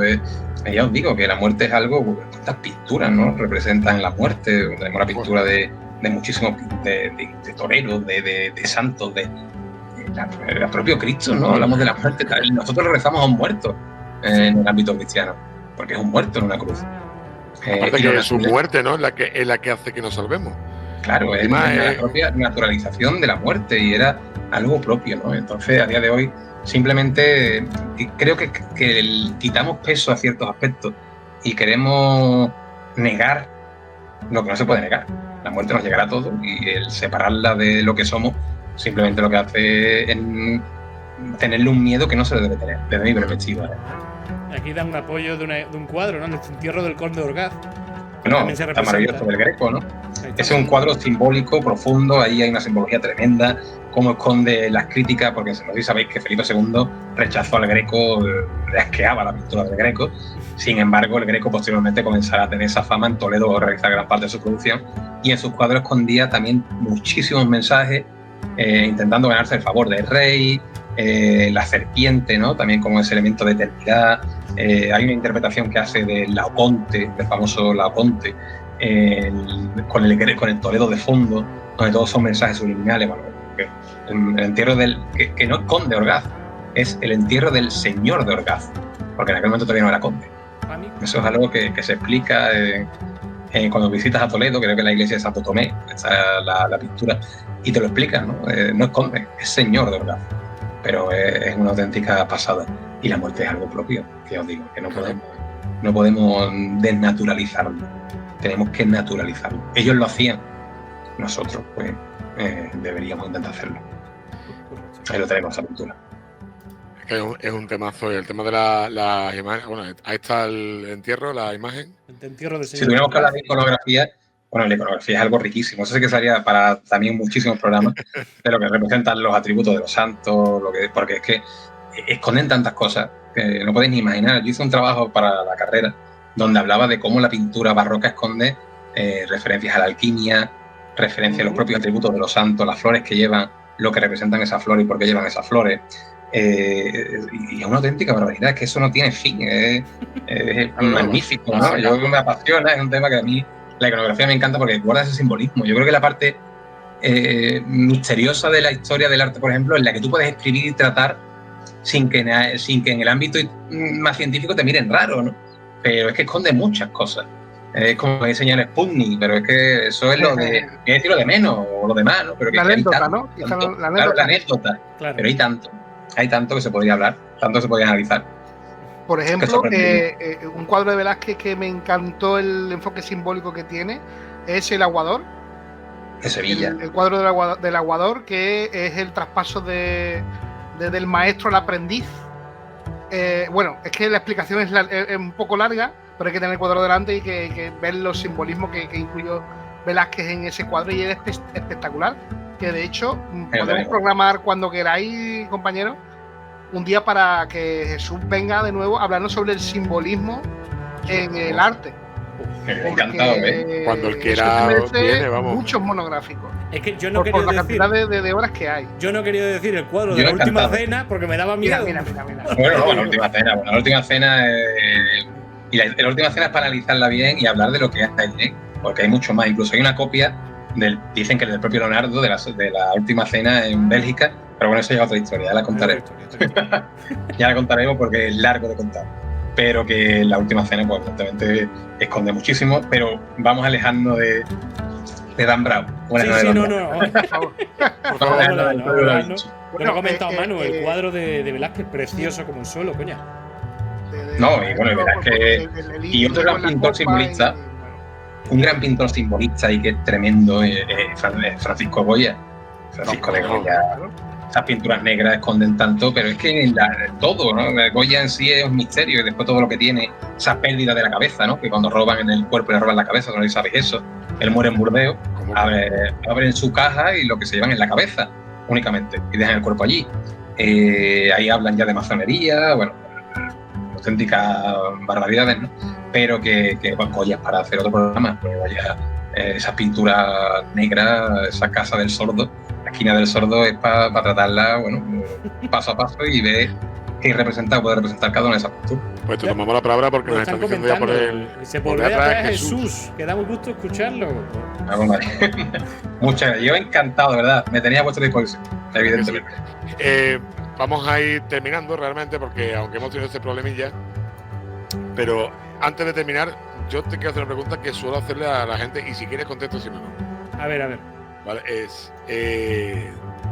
tú, Jesús Mena, te has encontrado con el misterio? ¿Te has encontrado alguna vez Hombre, con algún hecho que digas sí. tú, cuidado, esto no me lo esperaba? Hombre, evidentemente sí, Máximo. Yo creo que todo el mundo, porque tú lo puedes negar más o menos, puedes dar la percepción que tú quieras, pero yo creo que todo el mundo hemos vivido algo, ¿no? Entonces, sí, yo me he encontrado con el misterio no una vez, sino en varias ocasiones, evidentemente. No te puedo decir que haya visto una presencia, no te puedo decir, pero sí, cosas que uno... y no solamente yo, ¿no? Sino hay una cosa muy curiosa que ha sacado una historia que le ocurrió a mi padre. Nosotros nos dedicamos a la investigación, yo me dedico, como ya he dicho muchas veces, a los archivos, a la investigación, y mi padre también se dedica a lo mismo, también es historiador, y le pasó una cosa muy curiosa. Estaba investigando en una iglesia y encontró una petición de un señor del siglo XIX, de comienzo del siglo XIX, que ponía que le pusiese una vela a una de las imágenes de devoción que hay aquí a nivel local, ¿no? Bueno, pues lo curioso que cuando pasó 2 páginas encontró un papel con esa misma letra donde ponía Mena, que es nuestro apellido. Evidentemente al día siguiente fue a poner la vela, como podéis imaginar. Pero es curioso, ¿no? Son cosas como esas. Y chungo, da respeto. Y hay cosas como esas que vas descubriendo. Yo actualmente me dedico, como ya digo, soy el archivero de esta fundación y estoy leyendo libros de enfermos. Yo leo libros de muertos. Y lo que más me gustaría algún día poder publicarlo, es un libro donde diga que los muertos no cuentan cuentos, porque a mí me dan una información tremenda. No podéis imaginar cuánto es que me hablan, verdaderamente. Parece que te están diciendo aquellos que realmente tenían o guardaban y que tenían que explicarlo antes de morir, ¿no? Y es tremendo la cantidad de información que te transmiten. Incluso hay un caso que he encontrado del comienzo del siglo XVI de un caso de violencia de género. Y tú dices, Dios mío, pero a día de hoy, ¿no? Que está tan en boga, pero que en aquel momento, y parece que esta señora parecía que quería que se supiera esto, ¿no? Y que me lo ha descrito aquí para que yo lo encontrara. Son cosas muy que te llevan a eso. Y bueno, cosas como esas. Y después más, ¿no? Pues sí. El misterio, casualidades, que podríamos llamarlo casualidades o causalidades de la vida. Mira, me han preguntado por aquí una cosa. Dice, ¿qué temas vas a tratar en el evento? El que hemos dicho que es el 1 de noviembre. Pues mira, voy a hablar de un personaje que no hemos hablado. Mira, me ha venido bien para aquellos que vengan. Pues voy a hablar de un médico que hubo aquí, que trabajó para este hospital, un médico muy, muy peculiar y que murió de una forma rara porque tenía catalepsia. Solamente voy a contar algo como eso. Tenía catalepsia y este señor pues lo acaban enterrando vivo en Utrera y cumple un papel fundamental. Entonces ese día hablaremos un poco de esa vida, de ese personaje y cómo finalmente pues muere y la historia que le rodea, porque también es peculiar. Fue médico forense, se enfrentó a la fiebre amarilla, bueno, tiene una historia bastante rica que aquellos que no puedan verlo, pues al próximo programa también lo traemos, ¿no? Sí, estaría bien saberlo. No sé a quién se la ha perdido, porque me parece también un tema muy interesante. La catalepsia, que eso no hemos hablado aquí, ¿eh? No, bueno, ese concepto de la campanilla en las cajas que tan famoso es, pues a este pobre no le pusieron tanto. Pero bueno, es para tratarlo con profundidad. Ansiedad ya con la idea de que me he enterrado. Hay que tratarlo con profundidad. Pero que ese tema, y por supuesto, todo lo que queráis que de misterios del arte, si os queréis hablar, dedicarlo a ese misterio que hay en el Renacimiento, que a mí me encanta, por todo el simbolismo que esconde, por lo que hay, ¿no? Por lo que te dicen. Es un tema también súper interesante que podríamos tratar. Y de lo que nos propongan. Vale. Vinculado con eso o con la historia, aquí estoy. Yo me aventuro a lo que me ofrezcáis. Genial. Bueno, primero de todo, muchísimas gracias, Jesús, por compartir con nosotros este tiempo y contarnos cosas tan brutales. La verdad que ha sido súper interesante. Y que ahora después vamos a hablar, porque tienes que volver. Yo encantado. Aquí el clamor popular nos ha dicho que vuelva Jesús. Recordaros, el día 1 de noviembre tenéis el evento que organiza Oráculo de Luna para que también podáis seguir escuchando a Jesús contando esta historia de este doctor, ¿no? Y aparte, bueno, para todos los que también vamos a estar hablando en ese evento, que no lo podéis perder, en Utrera, completamente gratis. Ya pondremos por redes sociales y lo diremos aquí. Y iremos dando bombo. Iremos dándole bombo. Hombre, pero para que yo lo agradezco, ¿eh? Sí, claro. Cuanta más gente mejor, más vamos a reír. Hombre, cuanto más gente mejor, que vamos ya, da igual, no hay problema. Ya buscaré justicia por ahí. Y nada, muchísimas gracias a todos los que se han pasado, a todos y todas los que se han pasado esta noche, tanto por YouTube como por Twitch. Deciros, antes de terminar, han aguantado una caída, perdón. Sí. Una caída grande, hemos hecho una encuesta en YouTube La pregunta era, ¿las reliquias son objetos de poder? Y ha ganado el sí con un 86%. Me alegro. Ha ganado un 86%, con un 14% de no, ¿de acuerdo? Entonces, por lo menos en YouTube nos consideran de que sí, las reliquias son objetos de poder. Y por aquí ya lo vamos dejando, ¿no, familia? Porque yo tengo que mañana levantarme muy temprano. Pregunta por aquí, había un pucherazo, no te preocupes, Francisco, también había un pucherazo. No había pucherazo.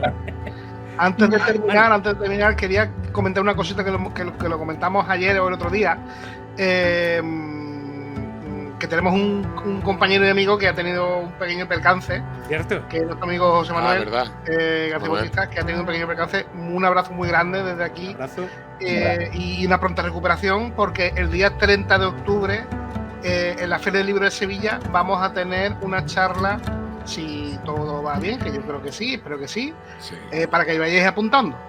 La conferencia de Terror y Casas Encantadas, que José Manuel va a dar una charla a las 6 de la tarde, miércoles 30 de octubre, en el espacio Unia de la Feria del Libro de Sevilla, que este año es en los Jardines de Murillo. Tampoco lo podéis perder. Pues ahí estaremos, también. No faltamos. Eso el 30. 30 o 31. El 30. El 30 y el 1 tenemos también. Y el 1 Potrera. Y el 1 también. No paramos.